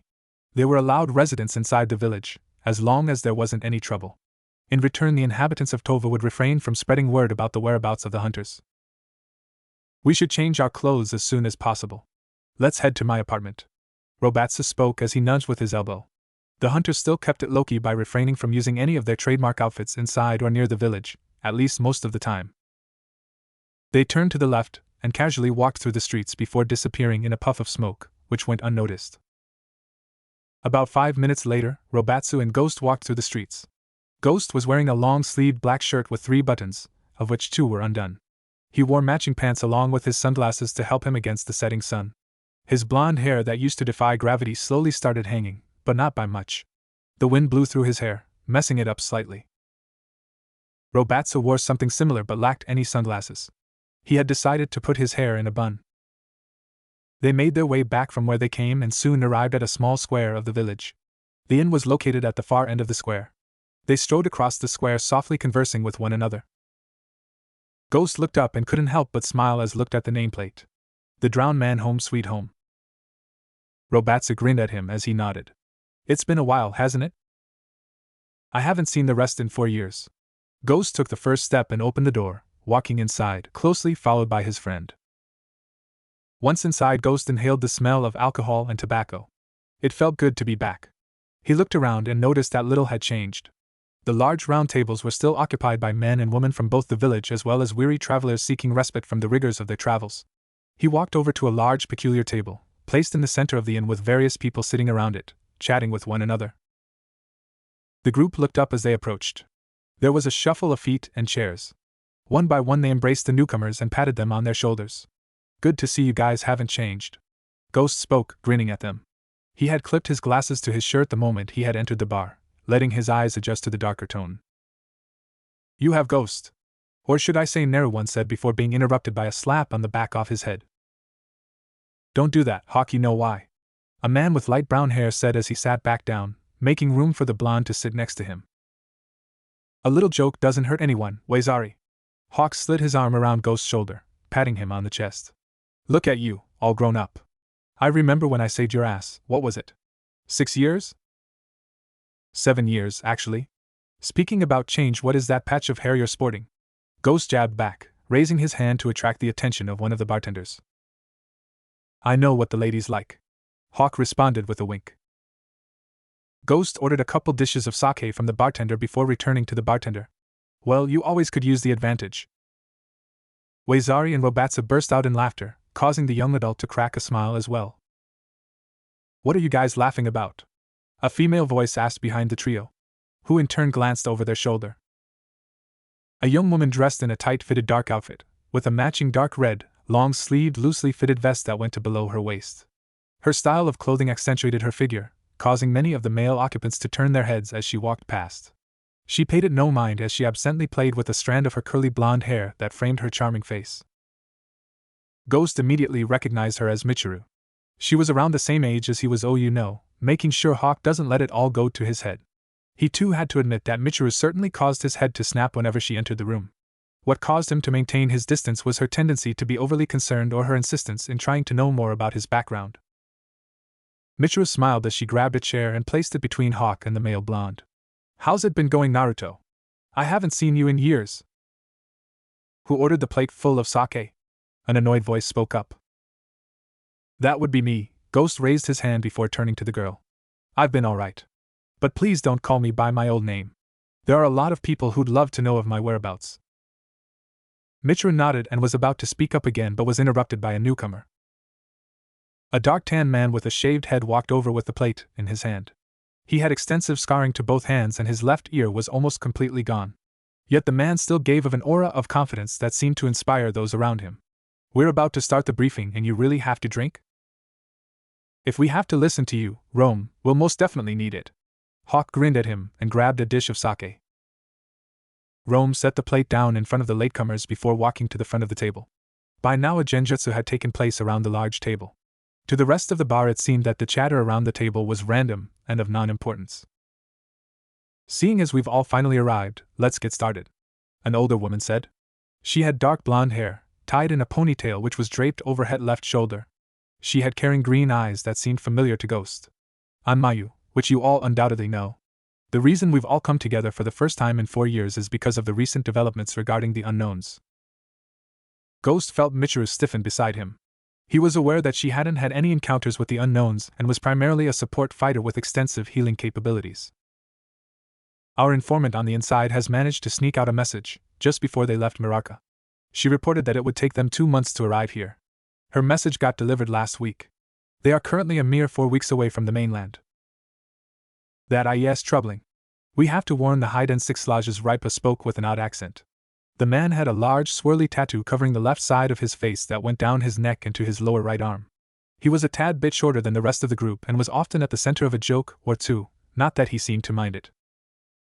"To put it mildly, yeah," Robatsu added in, his face set in a grim tone. "To make matters worse, they've sent an advance shore party of 5 individuals. Their purpose is not clear, but we can make a hazard guess and say that they're here for the Big Five," Rome said, standing next to Mayu. Ghost caught on and spoke up. "Who will be going?" Rome looked at him for a moment before answering. "We'll be creating teams of 2. 1 primary fighter and 1 support." It was then that Mayu took over, though the look on her face seemed troubled. "The teams are as followed: Robatsu and Waizari, you will head for Kumogakure. Hawk and Ripa will head for Sunagakure. Ghost, you and Michiru will head for Konohagakure." Ghost grimaced and refrained himself from slamming his fist down on the table in frustration. "Seriously? And those are the teams. Take care of each other, and don't underestimate your opponent." Ghost reached for the last dish of sake and downed it, slapping Hawk's hand away in the process. "I guess it's too much to ask for a swap for any of the other villages?" Mayu shook her head. "Sorry, Ghost. You were chosen for Konoha because of your past ties. It could give you an edge." Ghost sighed. "Figures." Hawk decided to try and cheer him up. "Cheer up. We get the chance to finally fight an actual unknown. Those scouts were becoming boring. Hawk, I'd rather fight scouts for another 4 years than go back to that hellhole." "Why are you so happy to fight an unknown?" Michiru asked as she turned the bearded man. Robatsu smirked and spoke up. "That's Hawk for ya. He's always trying to find opponents to showcase his strength, even if he's weaker." "Which he is." Hawk pouted. "Uncool, Ghost. If I remember correctly, it was I who trained you," pointing his thumb at himself. "Partially, sure. But if you want to spar, just say the word, I'll gladly kick your ass any day." Ghost smirked and stood up. Michiru looked up at Ghost. "Where are you going?" "To grab more alcohol. If I have to listen to Hawk for another second, I'll go crazy." He walked towards the bartender and aimed at a bottle, holding 4 fingers up. Michiru followed him with her gaze before turning to Robatsu. "What's up with him? He's not how he used to be, I think." "That's just Ghost. He had a difficult life. I don't think that his lone wolf style has helped with his personality either. But he's solid, so don't worry about him," Hawk responded as he followed the blonde as he made his way back from the bartender, in his hand another plate of sake. "What happened to him?" Rome sat down across from them. "You'll have to ask him that, it's really not for us to say." Naruto sat back down. "Don't stop talking about me, just because I'm here." He grabbed 2 dishes and downed them one after another. Hawk chuckled and joined in. Rome shook his head in amusement before leaning forward, grabbing one of the dishes. As the evening progressed slowly but surely, the majority of the hunters left and went to bed, leaving behind a small group of Rome, Michiru, Hawk and Ghost with Robatsu standing up to leave. He bid them a good night and went home. "I've heard that they are going to start the Jonin exams in Konoha in a week. Possible tier. That makes the village a high-value target. Ghost by now had stepped over to a non-alcoholic beverage. He felt exhaustion creep in from his travels as the night grew late. Rome nodded. That's why we want you there. You know the village, its people. You two will have an edge. Ghost merely nodded as he looked at his teammate, Michiru, who was conversing with Hawk and didn't pay him any attention. Keep her safe, okay? This is her first fight, so she'll be nervous. Rome slapped Ghost on the shoulder. Don't worry, I'll bring her back, he answered before stifling a yawn. He stretched his arms and decided to call it a night. I'm going to turn in, I'll see you guys tomorrow. He let his gaze wander on Michiru for a moment longer, who in turn gave him a smile and wished him a good night's rest. Ghost walked to the bar that was near the entrance. You have a room available? The bartender behind the bar nodded. We do, it will be 120 real for one night, with a discount if you book a room for a week or longer. Just for one night. Ghost responded as he handed the man the required amount of money before receiving the key to his room. The majority of their group stood outside the village on the path that would eventually lead them across roads. All the assigned teams were fully decked out in their trademark outfits, one that recognized them as the mercenary group, the Hunters. Mayu stepped forward. I wish you all the best of luck in your fight against our enemy. However, remember that the protection of the innocent is your top priority. Of course, Mayu. I guess we'll see you all soon. Take care, Robatsa said, turning around and sprinting away, his teammate following closely behind him. Hawk grinned and followed them, with Raipa dashing alongside him. Michiru? Be careful, okay? Mayu asked concernedly before she embraced the girl in a hug before she reluctantly let go. Are you ready? Ghost asked as he slightly adjusted the gauntlet on his hand. Michiru nodded nervously. Let's do this. Ghost, take care of Michiru, okay? Mayu asked as she stepped away from the blonde girl. Ghost in return nodded at her.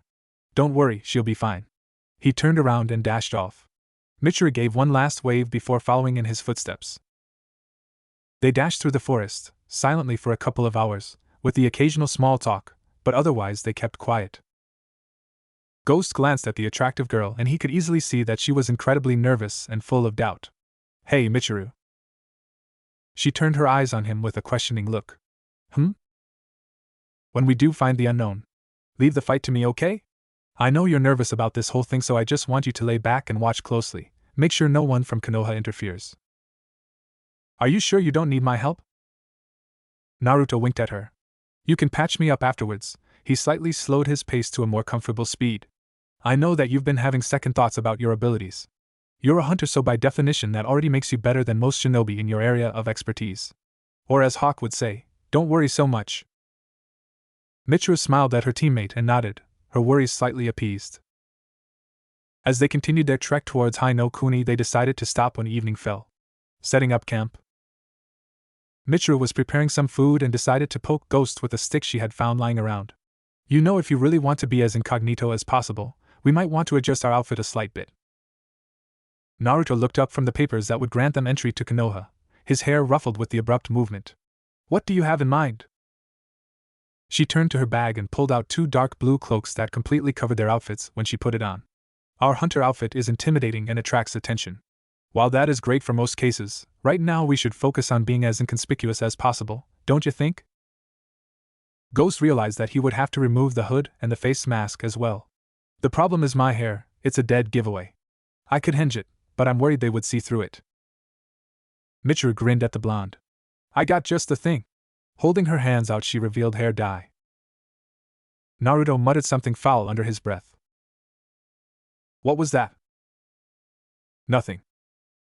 A couple of days later, Fire Country. Ghost and Michiru slowly walked down the path that led to the gates of Konohagakure. I've ignored Kuni ever since I left. Now I'm returning to the very place that tried to take everything away from me. Why am I even doing this? These bastards don't deserve it. They closed in on the gates and made sure that their headbands were clearly visible. Rome had somehow gotten his hands on legitimate papers and headbands from Amigakure, along with the promise that they would be registered as visitors for the exams. Ghost had to admit, with their added cloaks, they definitely looked like AIM shinobi. Whatever you do, don't reveal my old name, alright? Ghost whispered in Michiru's ear as they walked through the gate and headed to the check-in post, absently letting a hand slide through his newly colored brown hair. I won't, I promise. She nodded and followed him towards the small building. We're here for the finals of the Jonin exams. Ghost spoke to the two Chunin sitting there. What are your names? Oridoki Ghost, my companion is. Michiru Hattle Ghost then handed their files and waited patiently, hoping that Rome made good on his promise. After a moment of silence, the Chunin gave the papers back and smiled at them. Your papers check out. I hope you'll enjoy your stay in Konoha. Have fun watching the exams. I heard your colleagues performed very well in the second stage. I'll be looking forward to them in the finals. Thank you. We'll be surely rooting for them. Michiru chipped in and smiled at the two, melting their hearts. As they walked down the street, stores and homes on either side of the road, Michiru couldn't help but notice that Ghost was still wearing his glasses and quirked an eyebrow. Why are you wearing sunglasses? It's not that sunny. Naruto slightly turned to her. That's because my eyes hurt because of daylight. Why? Naruto was about to speak up when they heard a voice erupting from the crowd. Delicious takeaway ramen. Especially made for the festivities. Try it now for only 4 ryo. I have to get some of that now. Naruto slipped through various passerbys and came to a halt in front of the trader. 2 please. Michiru looked at him. So, this is your weakness? That and gorgeous women, so watch it. He answered with a chuckle. He paid the trader and turned to her, handing her a cup, ignoring her laughter. It however became abundantly clear that this wasn't his weakness after all. Ghost made a face that indicating his extreme displeasure with the food and instantly threw it away. This is absolute garbage. Michiru took a bite. This isn't all that bad. But Ghost wouldn't hear any of it and grabbed the cup from her hand, depositing it in a bin. We're going to the only place in this dump that actually makes some good food. He guided her to the one place he had actual fond memories of. Welcome to Ichiraku's Ramen, can I take your order? I smiled at the duo as they took their seat. I want the Shio ramen, Ghost casually said, trying to ignore the explosion of memories that were brought on by the simple ramen stand. I'll take the miso ramen. I dotted down the order. Coming right up. Michiru turned to Ghost. Ichiraku's? Doesn't look all that fantastic to be honest. The temporary brown-haired teammate absently played with his chopsticks. Memories of the village was flooding his mind. It made him feel nostalgic and at the same time homesick, which was odd, seeing as he never got treated as an inhabitant of Konoha. Ghost? It's great. He mumbled absently. Michiru looked at him, wondering what was going on. It's probably because this used to be his hometown. Can't have been easy. She frowned and glanced over her shoulder towards the street, where shinobi and civilians alike were walking about. Came back and they ate their ramen in silence. After they were done, they resumed their trek through the village. What hotel should we pick? Let's just take that one over there. He pointed at the hotel on the corner of the street, and they walked straight over. Welcome, how can I be of service? Michiru decided to take the lead. We'd like to book a room for the entire week. Would you like a shared bed, or 2 separate ones? Separate, please. Michiru glanced at her teammate, but he was staring out the front window. Here are the keys, you can pay half now, and half upon departing. Michiru paid the required amount, and received the key. Ghost, let's go. Michiru gave him a nudge, and he snapped out her thoughts. Ghost followed Michiru to their room and couldn't help but let out a sigh of relief as she closed the door. Are you okay? She walked over and tried to remove his cloak, but he shrugged her off. I'll be fine, I'm merely adjusting. He removed his cloak and dumped it on a chair. He then proceeded to remove the outer layer of his outfit, leaving him in a tight-fitted black shirt. He kicked off his shoes and let himself fall on one of the beds, his eyes already closed. Ghost awoke later that evening only to find that Michiru was nowhere to be found. I do hope she doesn't do anything stupid. He looked in a mirror and decided that without the outer garment of his hunter's outfit it was inconspicuous enough. He stepped out deciding he needed a drink. He stepped out the front door of the hotel, and noticed that night had fallen, clipping the glasses on his shirt. He aimlessly walked down the street, until he found what he was looking for. The blonde entered the bar and noticed it was crowded but not stacked to the brim with shinobi. He walked to the back and sat down on a bar stool situated against the bar itself. Visitors from AIM. We don't get your kind here often. Often enough, Ghost muttered, holding up 4 fingers before tapping on the wood. Give me your best sake. The bartender obliged and pulled 4 dishes and filled them with his best sake. Enjoy, stranger. As Ghost downed the first drink, he gave the entire place a look over. It was clear that it was a bar that was primarily visited by shinobi.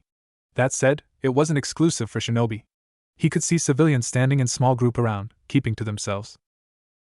From the corner of his eyes he saw someone sitting down next to him. He turned his gaze slightly before freezing. Sitting next to him was Irika Yumino, his old sensei. Time seemed to slow down as he watched from the corner of his eyes as his former teacher ordered a drink. Got to relax. If I stay like this I'll attract attention. I'm in a bar for shinobi for Kami's sake. He slowly exhaled and grabbed his second dish, slowly bringing it to his lips and letting the beverage slide down his throat. Troublesome patrol Ino's going to kill me when she finds out I didn't go straight home. Irika chuckled. Better than having a bunch of kids tell you they know better and that I'm wrong. The new generation of upcoming genin are something else. Naruto once more widened his eyes in surprise. Shikamaru, really? Of all the people, it's gotta be the guy with an IQ of 9,000. He dared to look to his left and took in the features of Irika. The Chunin teacher hadn't changed all that much. He had small wisps of gray hair starting at his temple and his eyes seemed more refined and older. Shikamaru, on the other hand, still had that lazy look in his eyes, but the last 7 years had certainly matured him. He was wearing a jonin vest and was smoking a cigarette from the corner of his mouth. Ghost couldn't resist a snort. One which didn't go unnoticed. What's funny about what I said? Irika asked, dragging the former blonde into the conversation. Ghost quirked an eyebrow. Irika had been one of the prime examples of betrayal in his eyes. The man hadn't done anything to help with the punishment, just like Shikamaru. If you can't teach a bunch of brats to show some respect, you certainly aren't deserving of any. Irika looked taken aback by the harsh comment and narrowed his eyes slightly. You don't even know these kids or me, Amin. Ghost shook his head, reaching for the third dish, emptying its content down his throat. From what I can tell, you're Chunin, at the least. If the brats are unwilling, punish them accordingly. In AIM, disrespecting our teacher is met with physical punishments, and if that doesn't help, they're kicked off the program. Konoha must have grown weak if they allow such behavior to go unchecked, or perhaps the teachers are just worthless. Ghost blatantly lied, but he didn't care. He just wanted to hurt the man beside him. How about you remember where you are currently residing in, stranger? We allow your stay here, but that can just as easily be taken away. Shikamaru butted in, a serious look on his face. How about you shut you dash? Ghost started but was cut off by a drunk Konoha Chunin who dragged him off the bar stool and onto the floor. You don't speak to us like that, he drawled in a near incomprehensible manner. Irika wanted to help the Aimnin up, but before he could, the man had already dashed forward and slammed his body into the drunk, causing them both to tumble to the ground.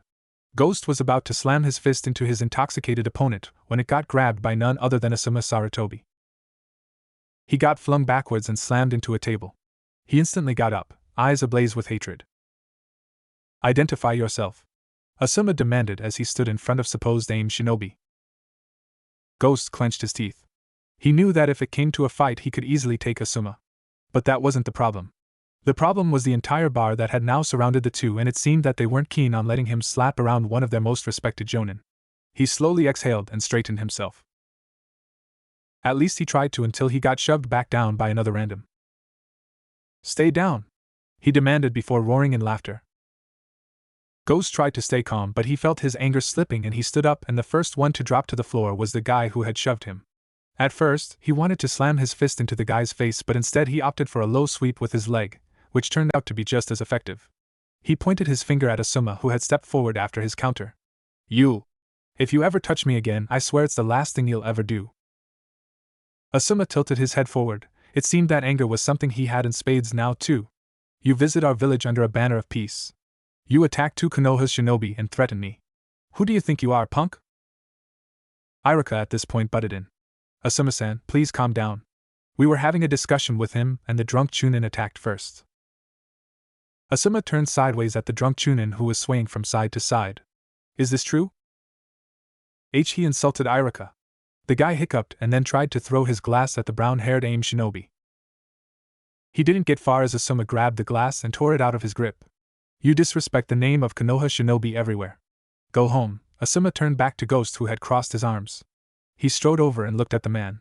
I acted hastily and perhaps too harsh. I apologize. The temptation to smash his fist in Asuma's face was immense. He glanced around and noticed that by now the crowd had dissolved or had returned to their drinks. I know who you are, Sarutobi-san. And it's because of the respect I had for your father that I'll let this go. Ghost walked past the man and back to the bar. I'm incredibly sorry for what happened. Please have a drink on me. Iruka spoke as he offered the man his hand. Ghost strode past him as well, reached for his last dish of sake and downed it. He looked at Shikamaru, whom in return was looking at him with a calculated gaze. What are you looking at? I know you from somewhere, I just can't seem to place it. Ghost took that as his immediate cue to leave, and quickly. He swiftly left the bar and back to the hotel. To say that going to the bar was a mistake is one big fucking understatement. He entered the hotel room and heard someone in the shower. Michiru? Hey, Ghost. I stepped out to get myself orientated with the village. When I came back I saw you were gone? She called from the shower. Ghost slumped back onto his bed. I was mingling with the locals. Ghost and Michiru had wandered through the street looking for their target for the better part of 3 days. So far, they had come up with nothing, and Ghost was starting to suspect that they would most likely have to wait until the actual exam. That was until they rounded a corner and took a shortcut that led them through an alleyway. They softly conversed to one another until Ghost stopped dead in his track. Ghost? Leaning against a tree was a man with red robes and metal plating attached to his wrist, legs, and shoulder. He had dark brown hair which was cut relatively short. Ghost looked at the man, taking in his features. The man dressed in red looked back. What are you looking at? You, the hunter replied. The descriptions match, this has to be him. And why are you? The man stopped mid-sentence as he came to a realization and smiled. You two must be hunters then, how very interesting, you have certainly become an annoyance to our plans. We aim to please. Ghost looked around and noticed no immediate Konoha, not that it would last very long. What's your name, hunter? And what of the other? Does she even speak, or is she afraid? Michiru stepped forward, eyes narrowed. Afraid of you? We outmatch you 2-1, your fleet is still weeks away. Ghost let his hand slowly wander to his katana before abruptly turning, letting a kunai fly from his hand. His kunai got deflected by a woman with black hair tied in a bun. She wore the same outfit and seemed to be around 26. So, there are 2 of you, interesting. The women leaned against a building. Hunters? What are they doing here, Ryodora? Ryodora shrugged. I don't know, Sia, we didn't get to that part yet. But that doesn't matter, you know our orders. Kill anyone who stands in our way. Ghost vanished and appeared next to Sia, grabbing her by the side of her head and slammed it into building she was leaning against. The hunter vanished once more and appeared beside Ryodora, this time slamming his knee in his opponent's stomach, causing him to bend over in pain. You know how to use flash step?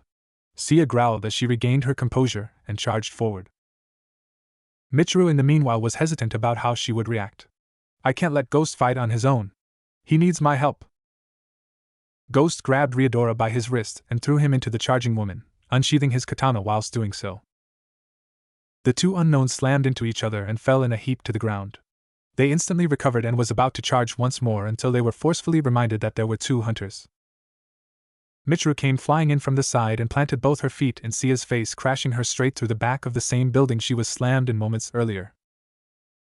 Ghost nodded his approval and charged Ryodora, who had unsheathed his own blade. The 2 met and clashed blades, until Ryodora gained the upper hand and overpowered the hunter. He followed up with a hard blow to Ghost's face, who jumped back to recover himself. What's your name, hunter? Ghost smirked at him, wiping the blood off the corner of his mouth. The name's Ghost. He glanced over the shoulder and saw that Sia had recovered herself and was now charging the petite blonde, who in return held 2 kunai in a defensive posture. He used flash step once more and appeared beside Michiru, holding out his hand. But before he could finish his sentence, his hand got grabbed by another. What? He snapped his gaze to his left and took a sharp intake of breath. Standing beside him, preventing him from performing his jutsu, was none other than Kakashi Hatake. He lowered his hand and glared at the silver-haired jonin. He turned his attention to Sia and Ryodora, whom were being restricted by 3 other Konoha shinobi. That's... What's going on here? A young man with raven hair demanded as he stood in front of Ryodora. He had roughly the same height as him and still had the same hairstyle he had back in the day. His outfit consisted of a standard-issue jonin vest with underneath a black shirt and black pants. Sasuke Uchiha Ghost sneered at him before abruptly snapping his head to one of the other Konoha.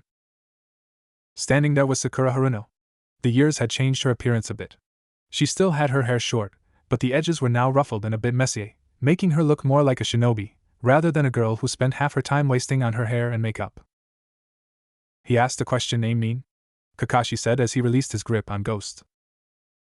Ghost glanced to the last shinobi and saw that he was undoubtedly his replacement. He had his hair similar to his, slightly spiky but more slick to the back. He had dark green eyes and smirk plastered on his face. Sima Mason, we were merely sparring with one another, but it got out of control. Sia bowed in an apologetic manner. Kakashi turned his gaze to Ryodora. You know the rules. Fighting isn't allowed. Ryodora snapped his eyes to Kakashi. I'm sorry it got out of hand. If you want to reprimand me, I completely understand. We merely forgot. That mistake caused severe structural damage to a building. The unknown Konoha Nin snapped back. What about you two? You aren't participants? Sakura asked, turning her focus back on the two incognito hunters. He just said that we were sparring. Is there something wrong with your hearing, Kunoichi? Ghost grumbled. This is just great. What is this? A whole fucking reunion? Be more respectful towards Konoha shinobi, stranger. His supposed replacement barked. Respect is not given freely, it's earned, and that pink-haired monstrosity certainly hasn't earned it. The hunter barked right back. Ryodora turned to leave, Sia following in his footsteps. It fun while it lasted, Hunter Ghost. I hope we'll meet again. Michiru looked at her companion, who merely smirked. I doubt you'll like what the outcome will be. He gave one last glance at Sia, narrowing his eyes. The two disappeared from his sight and he turned to leave. Come on, let's get some food, Michiru. Kakashi held up his hand, blocking the way. I haven't said you could leave yet. Who are you, and what's your purpose in Konohagakure? Ghost rubbed his forehead in frustration. My name's Oridoki Ghost, he then pointed at his partner. Hers is Michiru Hattle. We're here to watch the finals of the exam. Liar, Sasuke scoffed as he stood next to Kakashi. Ghost technically wasn't lying. He was merely skimping on the other part of his purpose. Hataki, why don't you keep your pet on a leash? It's unbecoming of Konoha Nin to make accusations when they are wholeheartedly untrue. Wait, you're the one who has caused all that ruckus last night. The replacement spoke as he aimed his finger at Ghost. Wait, you did what? Michiru asked, quirking an eyebrow. If you mean that I was attacked by your compadres for having discussion, then, yeah, I caused a ruckus last night. Stealing one of Hawk's most used terms. Are we free to leave? Michiru asked politely, knowing that harsh words would get them nowhere. Kakashi's eye settled upon the attractive blonde. Ghost could already imagine the mind of Hataki thinking at the speed of light. First, you'll be paying for the damage you have created to the building. Michiru reached inside her cloak and pulled out a checkbook. She scribbled something down and handed it to the jonin, whilst the former blonde was mumbling on the background. Something about the unfairness of it all. Ghost glanced to his right and noticed the kunai he had thrown earlier, and before he could walk over and pick it up, Sasuke had already strolled over and reached for it. He momentarily looked at it before leisurely strolling over to the hunter and handed it to him. You showed some capable moves, but it's nothing to boast about. We'd have you flat on the ground in the blink of an eye. Oridoki Ghost let the kunai twirl around his fingers. Your brother certainly doesn't think so. Everyone froze and turned to him. Sasuke was the first to speak up, his eyes narrowed and his jaw set. You've met with Itachi? Kakashi shoved the piece of paper in his breast pocket and turned to the two. If you know where Itachi Uchiha is, you should tell us. There's a big reward for the one who gives us crucial information about his whereabouts. Ghost glanced at Michiru before turning his attention fully to copying. Well, that surely is convenient. You are in need of information, and I'm in need of that check you just pocketed. Without hesitation, Kakashi pulled it back from his vest and held it out. But before the former blonde could grasp it, he pulled it back, holding it out of the reach of Oridoki. I spoke to him in Oto no Kuni. Ghost merely said, still holding out his hand. The copy nin handed him the piece of paper, his head tilted slightly in curiosity. Where exactly and how long ago? Ghost tore the check to piece. It was in Otogekure 3 years ago. 3 years? What good will do that? He's long gone by now. Sakura exclaimed. A deal's a deal, Hataki. Michiru, let's get going. If I'm going to stay here for a moment longer, I might just kill myself. The rude aim nin left behind a fuming Sasuke and an intrigued Kakashi. Sakura and Ritu just looked on with a combination of anger and surprise. Michiru and the brown-haired missing nin from Konoha sat down at a table on a terrace overlooking the market square. You really should play along, Ghost. It will help us in the long run. He merely shrugged and took a sip from his drinking, his eyes soaking in everything there was to see. Konoha had changed little since his departure. It still had its low wooden buildings that didn't go higher than a 3-story building. The difference for him was that people didn't look at him in disgust. Surely, they were weary of him, but that was due to his affiliation with AIM, or so it appeared for them at least. We'll be gone from here soon, don't see the point in playing nice with these tree huggers. Michiru sighed, a small smile appearing on her face. You've changed since I last saw you. Oridoki turned his gaze the other way, looking slightly uncomfortable. It's been 5 years since we last spoke, Michiru. What happened in those 5 years? Mister? What's going on? Ghost? She placed a hand on his arm and gently shook it, snapping him out of his thoughts. I'm good. He let out a single cough before focusing his attention on his food, taking a bite from it. Michiru decided to ignore his strange behavior, and instead reached for the chopsticks and started inhaling her noodles. So I must say, that kick you gave Sia was impressive. You waited for an opening and abused it. Her teammate started. She hesitated. I got lucky. In a straight-up fight I don't know if I'll be able to handle her. Don't worry, I can handle them both. You make sure that the moment Konoha arrives you keep them back. He took one last bite from his food before he set it aside. You don't even have to fight them, just keep Konoha away from us. Are you sure you can take them both on? They didn't look like pushovers to me. She looked down at her hands, unsure what to do. Ghost waved with his hand dismissively while giving her a grin. I got some tricks up my sleeve. You do your part, I'll do mine. I promised I'd keep you safe, and I will. Michiru looked at him, and actually took in his features. The man sitting in front of her had brown hair slightly spiky but gravity slightly pulled it down. He had no markings on his face, completely unblemished. His blue eyes almost seemed to glow and held determination in them, not a shred of doubt crossed his mind. He's certainly attractive, I can't deny that, but he's got a presence that is very calming and yet at the same time intimidating. You sure you don't want to take a picture? A smirk crawling on his face. A small blush appeared on her face and quickly looked away. Don't get any funny ideas. His smirk turned into a chuckle. I wouldn't dream of it, Mrs. Haddle. In return she threw one of her chopsticks at him, hitting him square in the face. As the afternoon slowly turned into the evening, Ghost found himself in front of a familiar building. The building in front of him had been completely remodeled and looked like something that fit just right in the village. Very interesting that when I lived here, the landlord wasn't in the slightest interested in cleaning this place up. The moment I leave it's all suddenly changed. Fuck this place. He walked past it and glanced at the Hokage monument, the head of the Yondaime.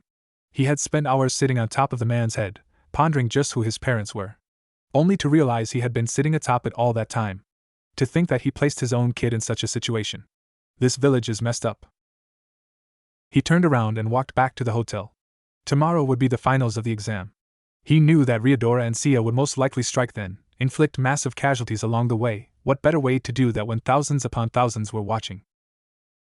His priority was clear. Kill them before they merged with the demon. If he failed to do that, he should most likely have to trigger his own powers. I'd rather not do that, though Michiru would have a difficult time to understanding. He walked up the stairs and towards his hotel room. Glancing at the clock on the wall, he realized with surprise that it was already close to midnight, and that he had let his mind wander for far too long. Entering the room, he already noticed that Michiru was fast asleep. He tiptoed past her bed and slowly pulled off his clothes. He gave her a glance and a soft smile tucked on his face that quickly turned into a frown. I should have done this alone. She isn't ready to face these opponents yet, but then again, in about 3 weeks all that doesn't matter anymore, so maybe this will do her some good. He slid in bed and let his weariness consume him. Ripa and Hawk nodded at one another as they dashed towards their opponent Syks. He was wearing a red cloak and had a big battle axe in his hands, befitting of a man his size. Hawk was the first to attack. He formed a series of hand signs. Katon, Gokake no Jutsu. A large fireball blasted towards the unknown, and helped his hands in an attempt to block it. Now Ripa. Ripa made a circular movement with his hand before drawing it back and pumping it back forward. A long narrow bolt of lightning erupted from his hand and dashed forward. Syks saw the attack coming and removed one hand from the Katon attack and tried to block this attack as well. Ripa smirked and knew that this would turn the battle in their favor. Instead of blocking the attack, the bolt snapped straight through his hand and pierced the left side of his chest. With a roar of pain, Syks fell to one knee. With another, But this time determined roar he ignored the pain and used both hands to push the Katon Jutsu aside, ramming into a nearby boulder. Heavily panting, the unknown stood back up and charged Ripa, who grabbed his blades that were stabbed into the ground and met his attacker head-on. He performed an overhead, downward slash with both blades, but SYKS blocked it with his own weapon. He pirouetted, effectively pushing Ripa aside and blocking Hawk's own incoming kunai. Before the man could counter with his axe, Ripa had already planted his feet in the back of SYKS, who stumbled forward, straight into Hawk. "Come to daddy!" Hawk shouted, a triumphant smile on his face. He rammed a kunai into the throat of his seemingly unstoppable foe. With a grunt he tore open the man's throat and let the blood-soaked kunai fall into the sand. Six mouthed something as his legs started to give out. With one last grunt he swung his axe, but Hawk saw it coming and dodged it. "Nice try, big guy, but you're done. Say hello to your friends down below." Hawk walked past the dying man and stood next to Ripa. All in all, they had some minor wounds, but that was well worth the price. "You okay, Ripa?" The man with the odd accent nodded. "Nothing serious, let's go home, yes?" Hawk nudged with his head and they managed with a steady pace to leave the desert of Suna and into the forest where the temperature was noticeably different. Oridoki, Ghost, and Michiru had all walked to the stadium, surrounded by hundreds of other people, intent on watching the finals with great interest. The Jonin exam were apparently similar to that of the Chunin, but in this case they had to showcase strength. With the Chunin exam you had to show the wit and intelligence necessary for that of a Chunin. These matches would come down to a simple yet fitting brutal one-on-one fight. Everyone had the chance to become Jonin, if they showed that they had the capabilities befitting of that rank. He saw Michiru fidgeting with her nails, picking at it. Doubt and worry were clearly visible on her face. He reached for her hands and softly squeezed. She looked at him and returned the gesture. "How are you not freaking out right now?" "Who says I'm not freaking out?" Ghost entered the arena, letting Michiru go through first. Beforehand they had stashed all their weapons in two scrolls, whom Michiru then hid inside the sleeves of her shirt. They also knew that Chunin would be thoroughly checking for any illegal substances or weapons. After the disastrous Chunin exam that happened all those years ago, they decided not to take any chances. The downside to the security measures were the males in the detachment. Michiru merely twirled the scrolls around her sleeve, layered with a small but effective genjutsu. Along with an alluring smile she managed to sneak the scrolls in easily, with the eyes of the Chunin still on her retreating figure. Ahem. The Chunin snapped his attention back to the next person, which just so happened to be Ghost. After Ghost was allowed through he met up with Michiru, who discreetly handed him the scroll. Ghost took the lead and led them up a set of stairs, packed with other visitors whom were excitedly talking about the upcoming fights. Once they reached the top of the stairs they took a left, and walked back into the open air. In front of them were rows upon rows of stairs. Looking down upon the fighting pit they could see that they were on the very top of the arena. And to make it even better, they were right next to the participation lounge, which was separated by a waist-high wall. A couple of the Chunin whom were going to be fighting soon were chatting with one another or talking to their friends, seated right next to the lounge, where the hunters were situated. Looking on the scoreboard he could see that Sakura Haruno and Yaretsuka were the first contestants that would be fighting. So, Sakura hasn't even made Jonin yet pitiful. "When do you think they will strike?" Michiru softly asked as she sat down in their designated seats. Ghost focused a small amount chakra on his eyes until they glowed red. Luckily for him this went unnoticed as his sunglasses obscured it. He could easily make out the dark chakra that flowed around the chakra tear. It looked like the ground had broken open and tiny amounts of chakra poured in. "It's close. I think that 1 or 2 chakra-induced fights will reach its breaking point. They will use a technique to tear it open. From there, the demon that comes through will latch itself to the nearest person with the biggest amount of chakra." "Kami, this is crazy," Michiru whispered, barely able to restrain her voice. "Don't worry, it sounds crazier than it actually is." The hunter glanced over his shoulder to the booth the participants were in. The two unknowns had just walked in. "2 things. First, I have some extra tricks up my sleeves that will even the odds should one of them merge with a demon. If that happens, I want you to trust me, okay?" "What kind of tricks?" she asked, locking her eyes with his. "Just trust me, okay?" She started fidgeting with her nails once more but nodded nonetheless. "What's the other thing?" Giving one last glance at the newly arrived duo he turned his attention to Michiru once more. "If it should look like I'm about to lose, I want you flee dash." Cheers and shouting erupted from the crowd as the first 2 contestants appeared down on the field. "I want you to make for Tuva and warn the others, okay?" Michiru looked shocked. "What? No. We do this together. Ghost narrowed his eyes, once more grabbing her hands to stop her from fidgeting. This isn't up for debate. If I fall, then that means that you'll be next, and I doubt you would be able to stop them both. You even said so yourself. Live to fight another day, alright? Michiru wanted to argue, but he merely shook his head and stood up. Don't worry, alright? It's just a contingency. He walked towards the contestants' lounge and hopped over, walking towards Ryodora. Ma Aradoki-san, you know that's against the rules, right? A voice behind him said. Ghost turned around and saw Kakashi standing in the corner, the shadow obscuring him for the most part. Copy Nin. I doubt you're a participant. Sakura certainly knows where to hit a guy where it hurts. The announcer shouted as he continues to highlight the fight.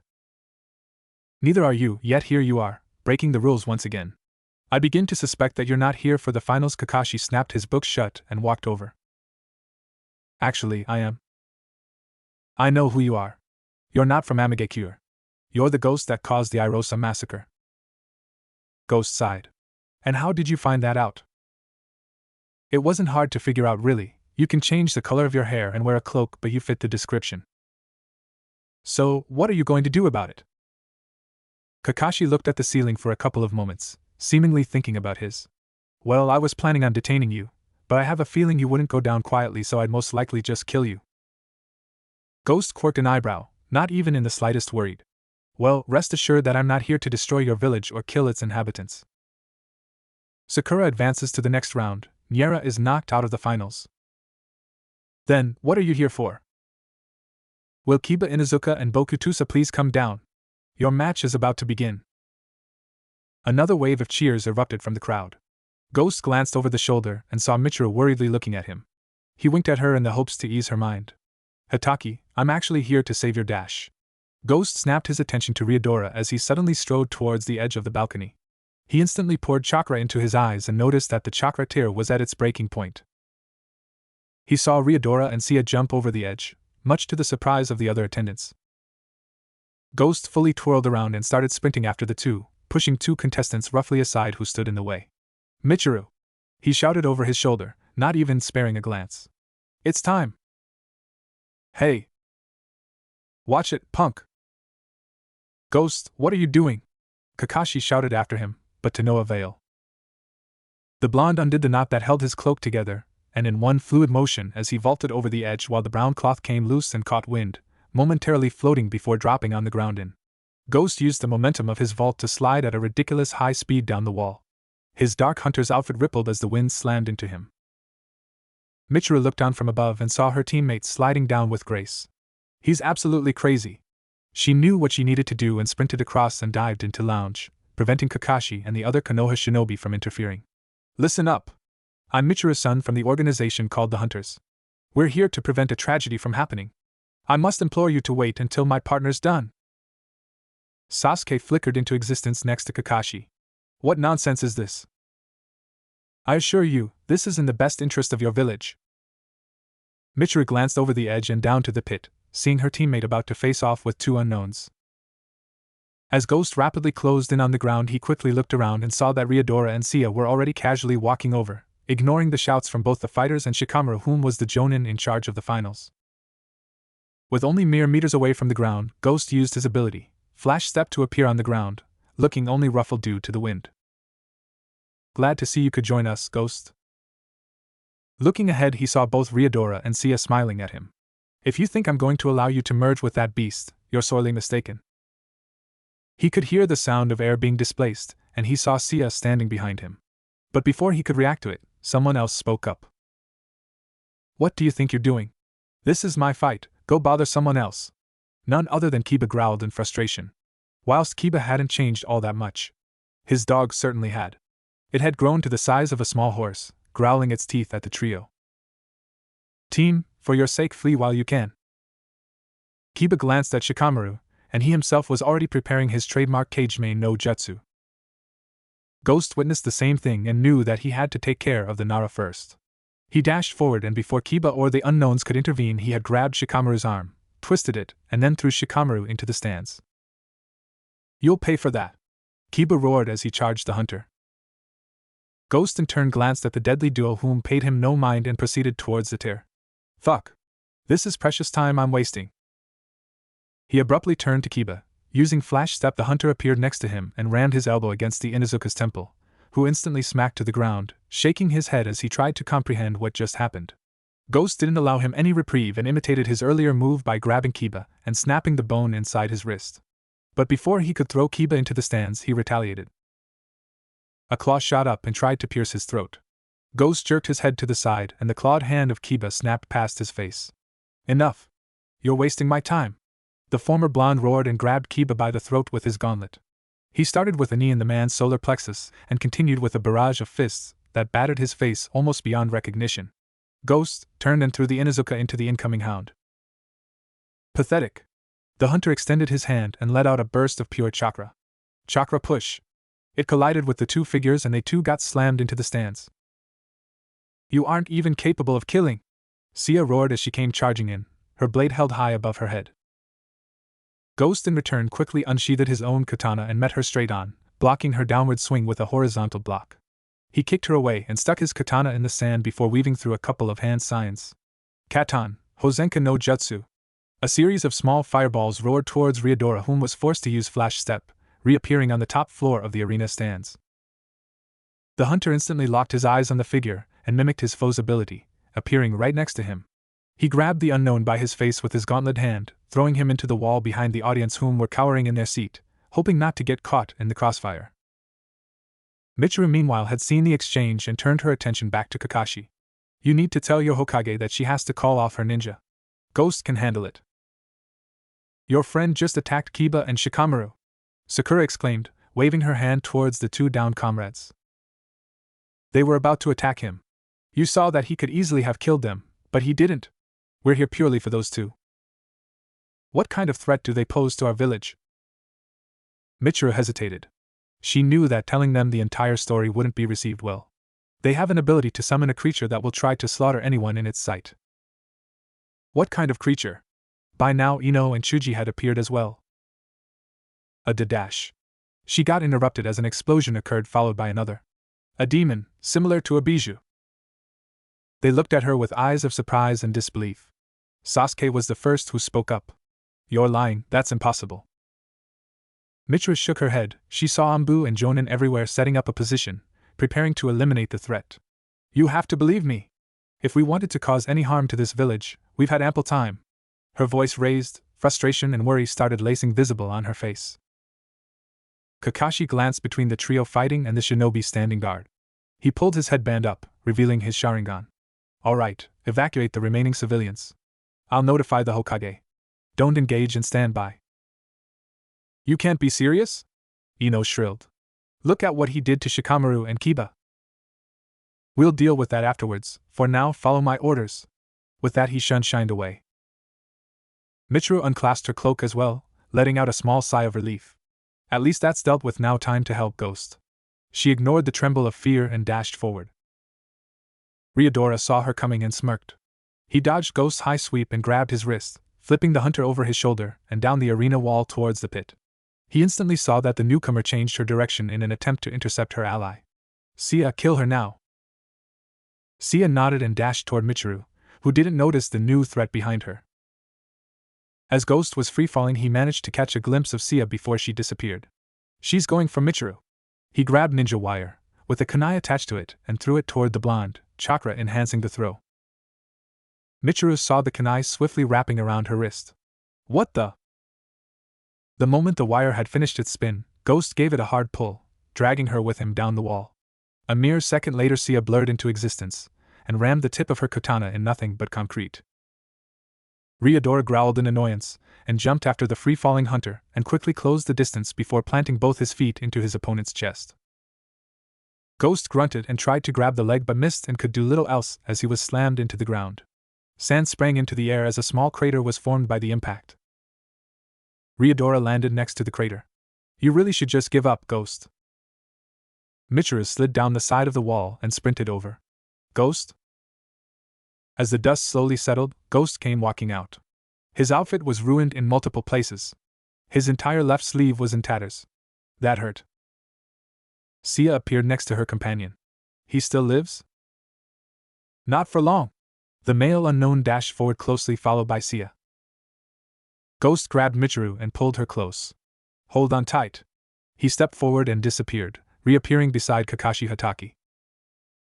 He was standing in a VIP booth that was exclusively used for the Kages. Glancing to his right, he could see two Kages sitting, with their guards standing at the ready. The first one was a gorgeous redhead, the Mizukage. The other one was someone he had once considered family, the Godame Hokage, Tsunade. He narrowed his eyes, holding back a sneer. What's going on here? One of the guards shouted. Ghost walked to the edge and stepped atop the railing. He turned to Michiru, ignoring the guards or Tsunade for that matter. Stay here, and remember what I said, alright? Let me help. I can fight. She stepped forward, letting the ninja wire fall to the ground. I'm a hunter too. You are, but you're scared, and I can't babysit you and fight them. Help me by keeping those Konoha dogs out of the fight. He let himself topple over the edge, falling into the pit for a second time. Michiru bit her lip as she watched him fall. She turned back to the Kages. You heard my companion, leave the fight to him. I don't take orders from snot-nosed brats. Tsunade stood up from her seat and let her gaze lock with Ghost's falling figure. She agreed with Kakashi though, as long as her shinobi provided a perimeter and making sure no civilians would caught in the crossfire, why not let them fight it out? Whoever remained standing at the end would be dealt with then. Kakashi, set up a 4-pronged barrier and make sure that all the civilians are evacuated. Ghost landed in the pit once more and dashed forward. He noticed that Ryodora was beginning the ritual to call the creature into their world. His katana was still laying at the top floor of the arena, so instead he grabbed 2 kunai, one in each hand. Sia intercepted the hunter and swung her blade, only to be blocked by a crossguard. You really don't know when to roll over and die, do you?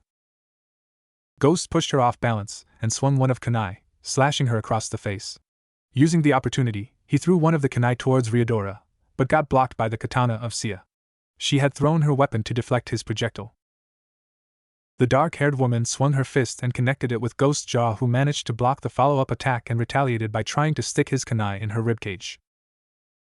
The woman quickly backflipped and held out her hand, letting forth a steady stream of fire. The hunter was aware that unknowns didn't need hand signs to mold chakra and instead built chakra inside their chakra coils.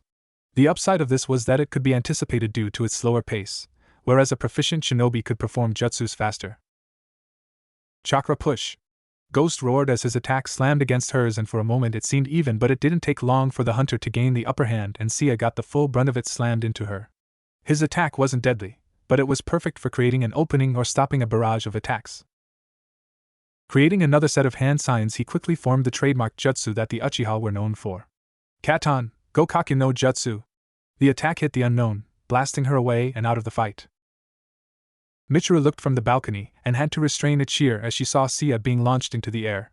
Ghost is doing great. The victory was short-lived as a burst of red chakra shot into the air and seemingly froze, engulfing the remaining unknown. Ghost widened his eyes in surprise and quickly dashed forward, his gauntlet already outstretched. Gotta stop him. A whip of red chakra emerged from the sphere of red chakra and grabbed him by the leg, crashing him through the wall of the arena and out the other side, into the village. Our dance was certainly entertaining, Ghost. But I've had enough. The red chakra died down and Ryodora appeared. Both his arms were transformed into something gruesome. Holy shit! Did you see that? Ano screeched, slipping an arm around Shikamaru in worry. It seemed that those two were right after all, Sakura responded as she looked down at the hole where the ghost got rammed through. We gotta do something. You heard the Hokage's orders, we have to maintain a perimeter, Shikamaru said between clenched teeth. His arm was wrapped tightly and strapped to his chest, minimizing any movement. It, however, did little to alleviate the pain that was already present. Meanwhile, Michiru was dashing across the rooftops of the buildings in search for Ghost, Kakashi alongside her. There, he pointed at the rubble where various villagers were looking. Michiru jumped off the roof and came to a skidding halt in front of the masses. She started pushing rubble aside until she found a tuft of brown hair. Ghost? Kakashi joined in and removed the majority of the rubble. Ma, when you said you would take care of it, I was hoping that the destruction of property would be maintained to a minimum. Michiru pulled the unconscious figure of Ghost from the building and set him down against the broken wall. Come on, you got to wake up. A moan erupted from deep down his throat before a series of coughs brought the brown-haired hunter back to the land of the living. Sake? Michiru's sweat dropped. Really?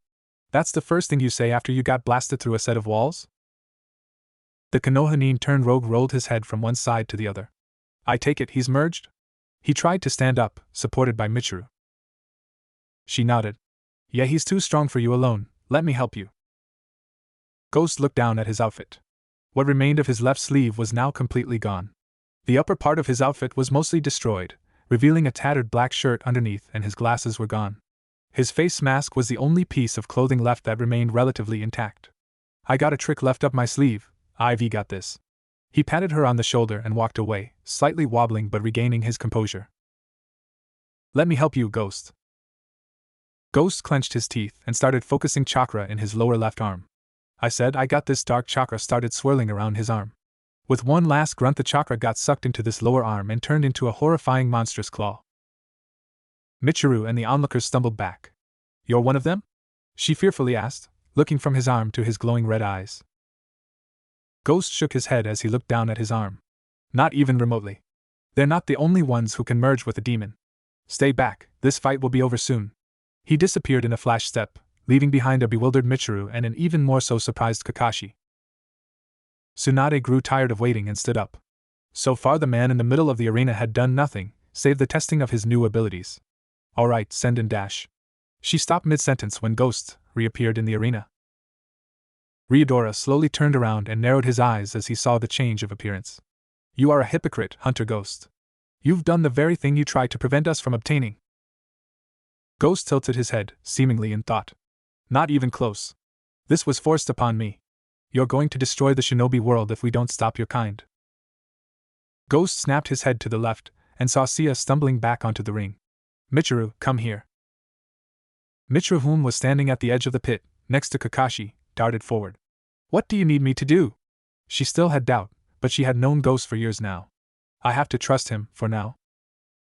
Kill her. He pointed his claw towards Sia, whom by now had managed to catch her breath. Michiru hesitated but nodded. I won't let you down. Ghost returned the nod, and without uttering another word he vanished and popped back up next to Ryodora. He slashes wildly with his claw but was met with no resistance. Following the red chakra, he saw the path Ryodora had taken. He's going for Michiru.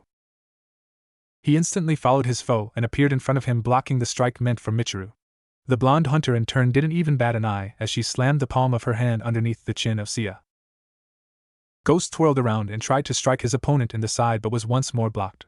He quickly followed up with a quick and held out his hand. Chakra push. Ryodora dashed to the side and countered with an electric discharge that quickly shot to the former blonde. Once more turned to his go-to-escape maneuver, he quickly used Flash Step to gain some distance. To say that these unknown were an upgrade to the scouts was a slight understatement. I think you could use this. Ghost turned around and saw Kakashi holding his katana. He bit his tongue, refraining himself to insult the man in front of him. Instead, he grasped the katana and gave the man a nod. Stay out of the way. The hunter could hear air being displaced behind him and saw Ryodora dashing towards him. He spun around and hurled his katana like a spear towards the unknown, impaling him and slamming him into the wall, with the katana holding him in place. Sia gasped as she saw her teammate hanging there and roared in anger. Michiru knew she had the upper hand in her fight and victory seemed imminent. The blonde continued to exchange blows, slow but methodical as she had the entire fight. She changed things up and gave a low sweep, letting Sia stumble to the ground. She followed up by slamming her fist into the stomach of the unknown. A retaliatory kick gave Sia some breathing room and used it to stand back up, holding her stomach with one hand. You fucking bitch. You think just because you've got control of the match that victory is in your grasp? When the others arrive you'll be put down like the mongrels you are. Just like Mirarka, or Sylar, or all the others before that. Michiru held out one hand, while gripping her wrist with the other. She decided upon using a trick that Rome had taught her not so long ago. Tipura! She shouted. A thin beam erupted from the palm of her hand and shot straight towards her foe at an incredibly high speed. Sia widened her eyes in surprise, not expecting an attack of that speed. She dove out of the way but only succeeded partially. The beam tore through her side and exited out of her back, slamming into the wall. Not wasting her opportunity, the hunter immediately dashed forward. She quickly reached for two kunai and grasped them tightly. Sia held up her own hands and a wave of flames flew towards Michiru. She slid to the ground and effectively dodged the attack. Skidding underneath it, she could feel the heat scorch the back of her hand. It's over! Her slide caused her to ram straight into the unknown, and with one fluid motion planted both her kunai inside Sia's chest. Sia grasped her by the collar of her outfit. Go f fuck yourself. With the last of her energy, she planted her free hand in front of Michiru's chest. The blonde in return tried to wiggle free but noticed that the woman in front of her still had a surprisingly strong grip. Before she had time to prepare, an explosion of flames erupted from Sia's hand, blowing Michiru away. With a smirk, Sia passed away. The attractive blonde groaned as she slowly sat up, wincing in pain as she looked at her chest. Her outfit was still smoldering and a hole in her outer robe showed the shirt underneath. That was close. That certainly could have ended a lot worse. Kakashi stood in front of her with his hand held out.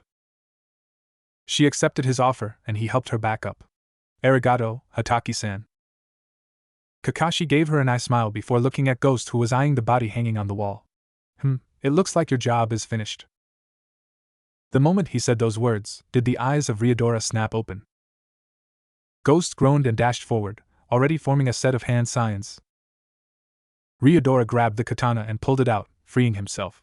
I think this is yours. He proceeded to throw the katana right back at Ghost in the same fashion he earlier had.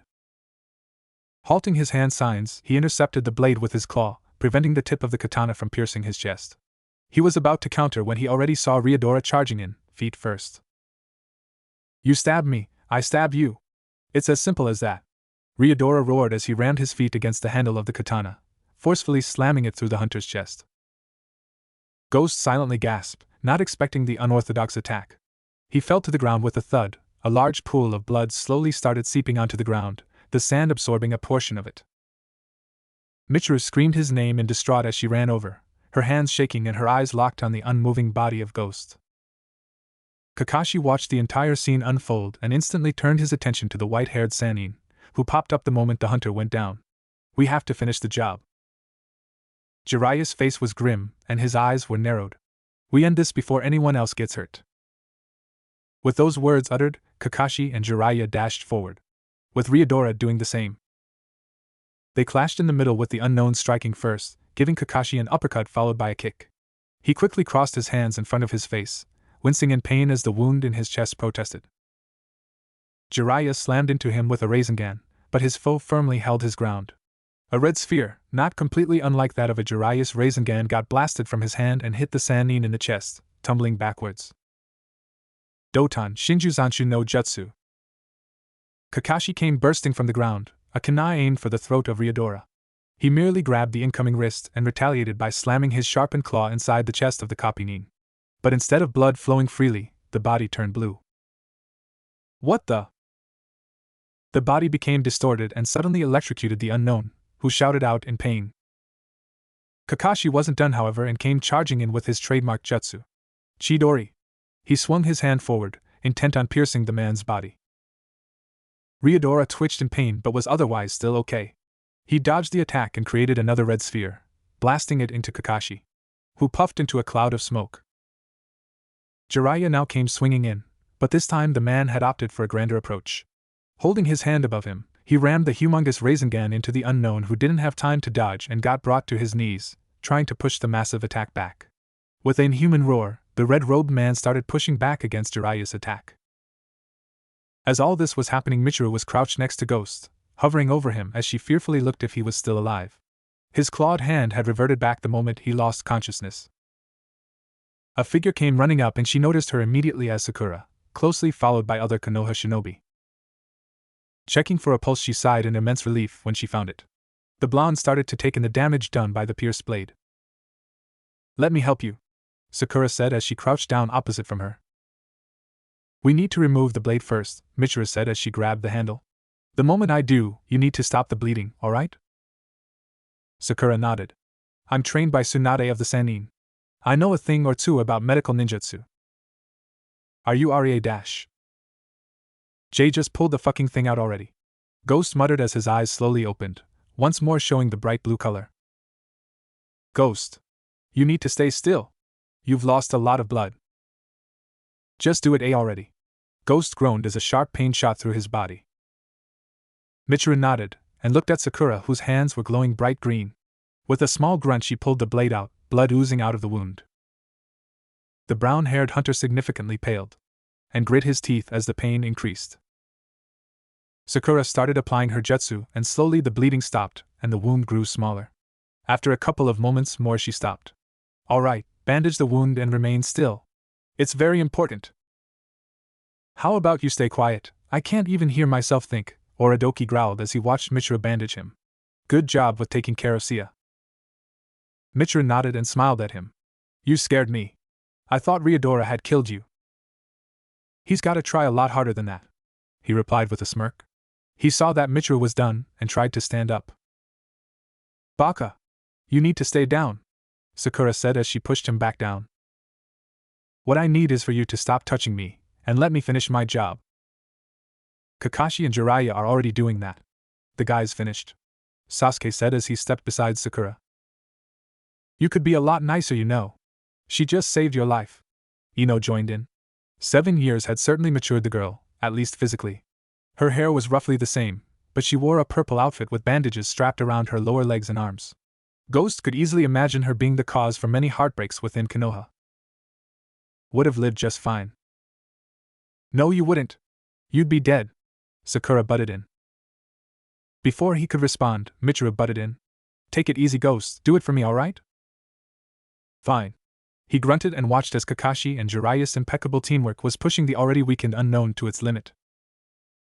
Ryodora was gaining ground, and Jiraiya knew that if the man kept the pressure up, he had no choice but to destabilize the jutsu. He also knew that Kakashi was waiting for his opportunity. "It's done. Surrender now," Kakashi ordered as he appeared behind the man, a kunai poised against his throat. Jiraiya dispelled the jutsu and strode over. "Stand down, and we'll let you live." Ryodora knew that any sudden movement would result with the kunai being plunged in his throat. He held his hands up in surrender. "I surrender." "Alright, let's clean this mess up, get Umbu in here and dash." Jiraiya started but trailed off when he saw Ghost walking over. "Ah, Orodoki-san, you're still alive," Kakashi said, but Ghost ignored him and grabbed Ryodora by his throat, the metal edges of the gauntlet digging into his skin. "How much men are on the way? How big is your fleet? What is your purpose behind your crusade?" Ghost barked questions at the man who only smirked at him. "What are you talking about? There isn't an army, it was only me and a couple of other individuals." "Tell me now."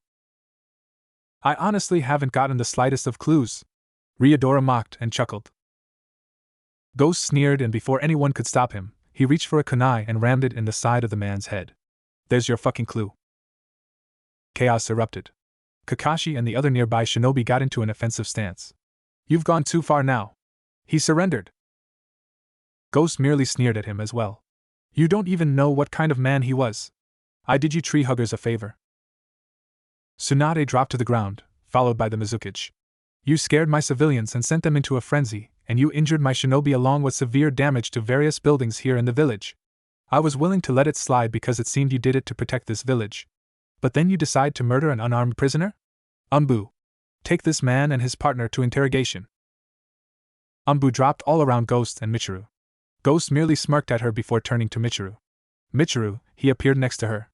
"Ready to go?" Mitsuru looked unsure. "Are you sure you want to leave, in your current state?" Orodoki wrapped his hand around her waist and pulled her close. "I'll live." He let his eyes dart around, locking eyes with each of his old friends. He gave a two-fingered salute. "Do try to keep up." And with that he exhaled deeply before taking a step forward, disappearing and leaving behind a trail of sand blowing upwards. Jiraiya looked down at the body of Ryodora. Somehow his claw had stayed, despite his death. Ghost disappeared the moment he got knocked out. "Put their organization at the top of our list. And update Ghost's profile in the bingo book. I want him A-ranked from now on." Tsunade barked orders as she pointed at Kakashi. "Of course, Hokage-sama." Ghost and Mitsuru came to stumbling halt in the middle of the forest, both trying to remain upright. "My God, Ghost! That trick of yours is incredibly uncomfortable," Mitsuru muttered as she rubbed her chest absently, where the attack had hit her. Ghost groaned and steadied himself. "Yeah, that is the downside, but you get used to it eventually." Mitsuru looked back to where she presumably thought the direction of the village was. "That was one heck of a fight." Ghost grinned at her but quickly turned into a grimace. "Yeah, it was a good one, alright." The blonde turned back to her partner. Let me take a look at your dressing. She lifted his shirt and noticed it was dark red. You really need to slow it down, Ghost. Sit down, let me take a look at it. Ghost merely nodded. Exhaustion started to creep in. Not only physically, but mentally as well. The reunion with his old friends had been nothing, if not taxing. Despite the fact that they were a severe nuisance, he kept his focus on the task at hand and had completed it, even if he needed help in the end. 2 unknowns, with one being merged as well, we got lucky. He watched silently as Michiru slowly pulled off his bandages and replaced it with new ones. He glanced down at his wound before letting out a grimace. I can't believe he threw my own blade at me. Michiru chuckled. Well, in all fairness, you did throw it first. You realize you got kunai and shuriken for that, right? Ghost shrugged, which resulted in a hiss. It worked, so I guess I can't complain. Michiru tied the dressing off and lowered his shirt. Her eyes wandered to the rest of his chest, which had a small amount of scars blemishing his otherwise smooth and toned upper body. With a shake of her head, she slowly stood up and held out her hand to help him up. Ghost hesitated but decided he could do it himself and stood up. All right, let's get going. I don't have the energy for another flash step, so we have to do it the old-fashioned way. I think I prefer that, so a win-win for me. She raised an eyebrow, having trouble understanding why he behaved as he did. You don't have to everything by yourself, you know that, right? Ghost purposefully avoided her gaze and instead looked at their route ahead. I don't need any help. Everyone needs help from time to time, Ghost. There's nothing wrong with that. Needing help is a weakness I don't need. Let's go. And with that, he had ended the conversation. He hopped onto the nearest branch and started picking up speed. She looked at his retreating back, unsure what had caused his lone wolf attitude. They traversed through High No Kuni at a relative comfortable pace, lacking a reason to make haste. For the most part, they kept to themselves, with Ghost letting his mind wander to the events that had taken last couple of days. Considering all that had happened, he had to say that it could have ended a lot worse. I didn't kill any of them Konoha dogs, I guess that's a win? The downside was that it had been messing with his head. Because despite all that they had done to him, they used to be his friends at one point. It wasn't easy to downplay that. Not that it was that hard either. Fuck them. I did what Mayu wanted to do and I can finally close that chapter. He looked at the setting sun and looked at Michiru. Want to call it a day and set up camp? Michiru snapped out of her thoughts. Yeah, I'm getting hungry. Ghost hopped down and landed in a small clearing. He reached for the scroll containing a reserve sleeping bag along with some spare food, an extra set of clothing and a spare backpack. I guess it's a good thing we decided on bringing extras. Michiru grinned at him.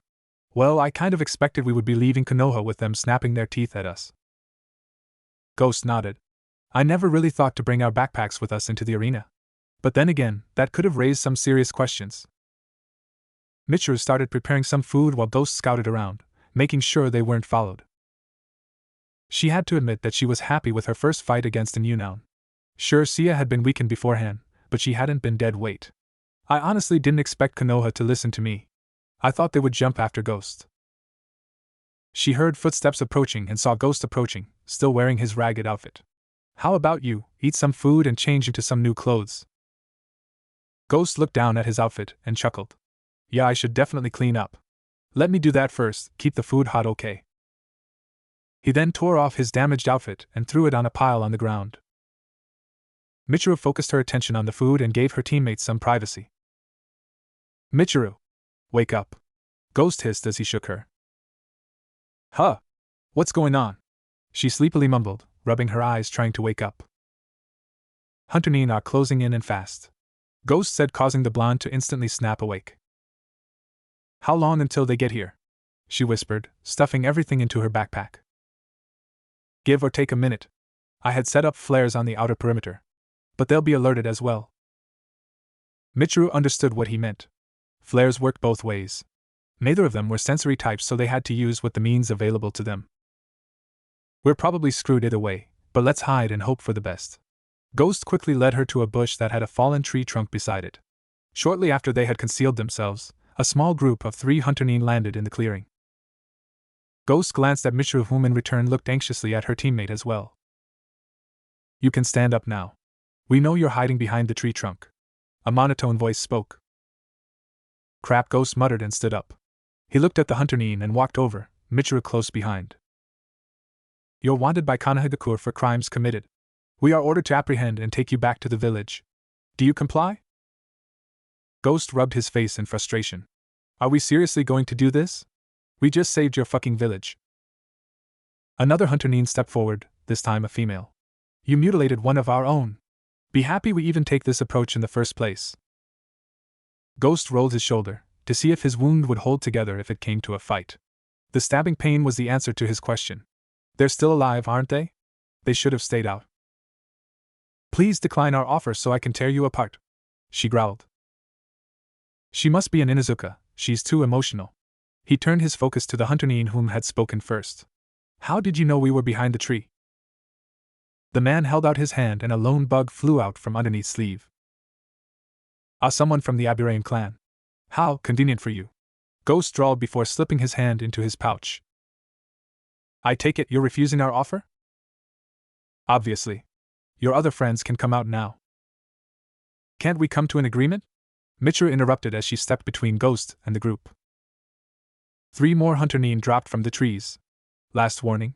We are ordered to take you alive if possible. But I honestly don't care if you don't surrender. A newcomer added in. Ghost got into an aggressive stance and Michiru followed suit. Michiru, you take the 2 on the left, I'll take the rest. She nodded and struck first, planting her left feet against the skull of her first target, snapping him away and through a tree. Ghost dashed forward, throwing a kunai at their feet, an exploding tag attached to it. He used the chaos of the explosion to appear behind the Inuzuka and grabbed her by the back of her head, slamming it into a boulder to her left, and finished with bursts of chakra erupting from his hand that hit her point-blank range, crashing her into a teammate. Ghost was forced to dodge when a large beast came barging and tried to rip his leg off. How could I forget about the Inuzuka's mongrel? He used the same attack again. Chakra push. The dog got blasted after its owner. He noticed the Aburaim, and he wasn't too worried about him. He knew that his attacks were chakra-based, and while his chakra reserves had severely diminished due to the events that had happened years ago, it had still left him with bigger-than-large reserves. He looked at Michiru's fight and she was doing alright on her own. He knew she was a Jonin-ranked shinobi in her own right. But she excelled at medical ninjutsu for the most part. She had an adequate amount of chakra reserves herself, and she often combined that with her chakra-based attacks that originated from her home country, Miraka. The young hunter snapped his attention back to his opponents, and noticed that 3 out of the 4 hunters had grouped up and were using a tight-packed tactic. Perfect, his hands flurried about, creating a short string of hand seals. Katan, Hosenka no Jutsu. A volley of medium-sized fireballs were soaring towards the hunter Neen. The back of his mind screamed for him to jump out of the way and he abruptly jerked to the side, letting his attacker fly past, but not before slashing his kunai towards his exposed side. Ghost grimaced in pain, before flickering towards the hunter Neen whom had created some more distance. Oh, you'll be wishing you hadn't done that. Ghost's hands flew upwards and his fingers intertwined behind the head of the Konoha shinobi. He pulled the man down and kneed him in the face. The mask of the hunter Neen got destroyed in one blow, revealing the face of Shino Aburaim. The once wild-haired youngster had opted for a hairstyle that was much shorter. He lacked any sunglasses, but that was likely due to his affiliation to the hunter Neen Corps. But Ghost didn't care if it was Shino or not. Once more clasping a hand behind the back of the hunter's head, he pulled him close, and with his other hand he rammed the kunai into the stomach of the Aburaim with a sneer adorning his face, watching his former friend drop to the ground. Looking up, he noticed that 2 of his opponents were grouping up against Michiru. He also saw the Inuzuka girl once more charging at him with complete disregard of her unguarded posture. The dog was lagging behind and he decided he would strike first. He used Flash Step and grabbed her by the throat, using his armored hand. His claws digging into her skin before returning to his old spot, using the same technique. This is over.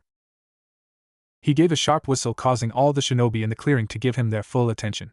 Glad you're paying attention, he shouted, squeezing harder. Having noticed the dog inching closer to his blind side, the beast backed off. This is your only warning. Leave now. I could have killed your team leader here, but I stayed my hand. The hunter Neen glanced at one another and hesitated, causing the former blonde to lose his patience. I won't tell you again, he shouted in anger. They reluctantly agreed. Please let us take our comrades home, so we can give them medical attention. Ghost stepped away from Shino and lowered the Inuzuka back to the ground, releasing the hold he had on her. The moment Shino is home, I'm going to hunt you down, she snarled at him, her beast mimicking his owner. Ghost smiled at her, placing a hand on her shoulder. No, you won't.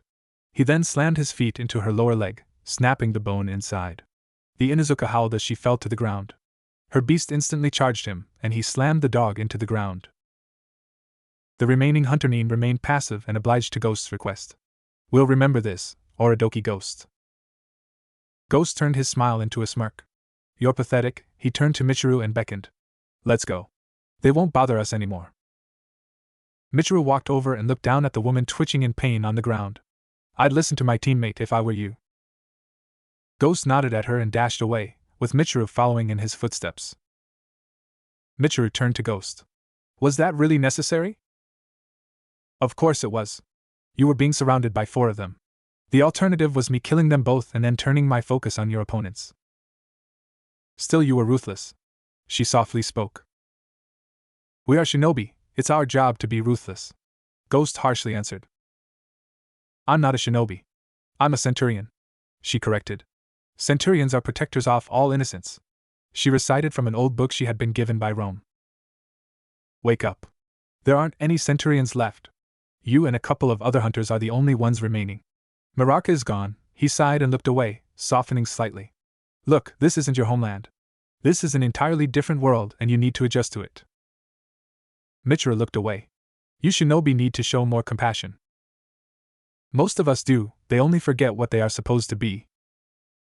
Maybe you should too, she said as she hopped onto a higher branch. When I met you, you weren't like this. We all have to grow up at some point. Ghost responded, glancing down at his gauntlet. They continued their trek towards Kawenu Kuni. They were almost crossing the border, and that would mean that officially they would no longer be hunted by Konoha's hunter division. Not that it mattered all that much. He could handle them without too much trouble. Do you think the others won their fights? Ghost seemed to mull that over.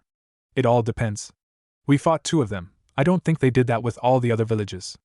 I think that our 2 opponents were in sync with one another, and that's the reason why. Our opponent also got merged, the others might have had more luck with that. Yeah, you're right. They should be alright. Ghost nodded before pointing ahead. There's the border. Let's use flash steps so we don't run into any more trouble. Michiru looked apprehensive. Are you sure you can handle that? Ghost grinned. You just don't want to use flash step. Michiru merely pouted but stopped alongside Ghost and grabbed his arm. Fine. But if you start bleeding again, you can do it yourself. Before the 2 could prepare their method of travel, Ghost and Michiru both tensed up and instantly lowered themselves into a defensive stance. Moments later, 2 figures landed in the clearing, in front of the hunters. Oridoki eased slightly as he recognized the newcomers. Itachi Uchiha, Ghost softly spoke, nodding at the man before turning to his partner. Hey brat. Covering up the gray hair already? The second man spoke. He had blue skin and a fish-like face. His teeth were sharpened, ready to bite. He had a humongous blade wrapped in bandages strapped to his back. Kisame Hashigate, Ghost said neutrally, giving the man a nod as well. What are you 2 doing here? We heard of hunters striking inside the major villages. We went to investigate. Itachi answered, his eyes darting to Michiru. It were 2 unknowns. One merged with a demon, Ghost answered before glancing over their shoulders. We should probably head out. I'm not in the mood for prying third parties. We need you to come with us. Itachi interjected, turning sideways. Ghost quirked an eyebrow. I'm definitely not interested. It wasn't a request, brat. Things have changed. We need to talk. Itachi's piercing eyes locked with Ghost's. Leader Sama wants to meet you. Ghost narrowed his eyes. If your leader is still in search for the bijou, he's going to be very disappointed. Our search for the bijou has halted for now. We know of your situation. Itachi glanced down to Ghost's gauntlet. The hunter looked at his partner. Michiru, you need to head back to Tuva on your own, can you manage that? The invasion is in 2 weeks. You can't leave now, she exclaimed, worried he would abandon their cause. Don't worry, I'll be back long before that. Didn't I tell you to trust me? She hesitated and glanced down at his arm. I do trust you despite that. Pointing at his lower arm. Ghost raised his arm that was encased by the gauntlet. This, when I come back, I'll tell you all about it. I'm not one of them, it's a rather unique story. She remained unsure but nodded regardless. Well, alright. But you have to answer my questions when you get back, mister. Her teammates smiled at her and nodded. I'll tell the others as well. But for now, keep it to yourself, okay? Are you two lovebirds done? We've got other shit to do. You're still as annoying as ever, Ghost said, trying to ignore Michiru's slightly flustered face. Itachi turned to the blonde girl. I've put a high genjutsu over the border patrol. You'll be able to cross without any trouble. How far is it to your base? Asked Ghost as he reached for his backpack and started rummaging through it. Less than a day. Ghost grabbed his remaining water and food rations and handed it to Michiru. I'll have no use for it. Take it at a comfortable pace, okay? You've got plenty of time. She nodded. Thank you, Oridoki-kun, she joked, adding in a wink for good measure. Ghost raised an eyebrow. I guess it fits, huh? She stuffed the packages in her backpack. I'll see you soon, okay? Ghost turned to the Akatsuki agents. All right, let's get this going. The three dashed off, towards the northern part of Hino Kuni. Tsunade walked out the door headed to her home. In her mind she was mulling over the events of the past days. She had yet to approve of Sasuke's admission into Umbu, but she had little reason not to. She may have hated the Uchiha in the past, but he had proven his worth a dozen times over. It seemed that the boy had learned from his past mistakes. Whether it was true what the Uchiha had said back then still remained a mystery. Flashback years earlier. Tsunade sat behind her desk, her finger interlocked, and used as support for her head to rest on. Sasuke Uchiha, what do you have to say about your actions of the past 2 weeks? The Sharingan user stood silently, not moving an inch. To his left stood Kakashi Hatake. I needed to get stronger. Konoha doesn't care anymore that Itachi murdered my entire clan. Are you that naive brat? We've just suffered massive casualties to our experienced jonin. Priorities have to be made. Itachi isn't on that list. He hasn't been a threat ever since he left. Once our ranks are filled up again, will we resume our hunt for the traitor? And what of Naruto? Tsunade narrowed her eyes. She hadn't forgotten how much influence the boy had in regards to Naruto's punishment that ultimately led to his betrayal. That's none of your concern. Why did he betray the village? Sasuke continued, ignoring the Hokage's words. He betrayed the village because they were going to put a chakra seal on him, Sasuke. Kakashi answered softly. Did he leave because of me? Sasuke looked up at Kakashi, a mixture of emotions visible on his face. You were a part of it, but this was a long time coming. Kakashi muttered, locking eyes with Tsunade, who merely nodded. She hadn't been there when Naruto received the majority of the hate. But it had lingered on the boy, and being a ninja meant everything to the brat. This is not the reason you're here. You were betraying the village. Give me one reason why I shouldn't lock you up for the rest of your life. I was abandoning the village. But it was merely one step of my plan. I was going to use Orochimaru to gain the strength I need. That snake was planning on taking your body. You were nothing to him. And you don't think I wasn't aware of that? Sasuke snapped. I was going to use him. After he had served his purpose, I would have ended him. And you think you would be a match for a Sannin? The arrogance. Tsunade snapped right back. It's arrogance to think you can't be defeated. I'm not talking about mere months, I'm talking about years. Tsunade glared at the boy before turning her attention to Kakashi. You think he can still be of worth to Konoha? Kakashi in turn looked at his student. I think he will be. He'll have to lose that Uchiha superiority. But I have some ways to fix that. Sasuke wanted to open his mouth in protest,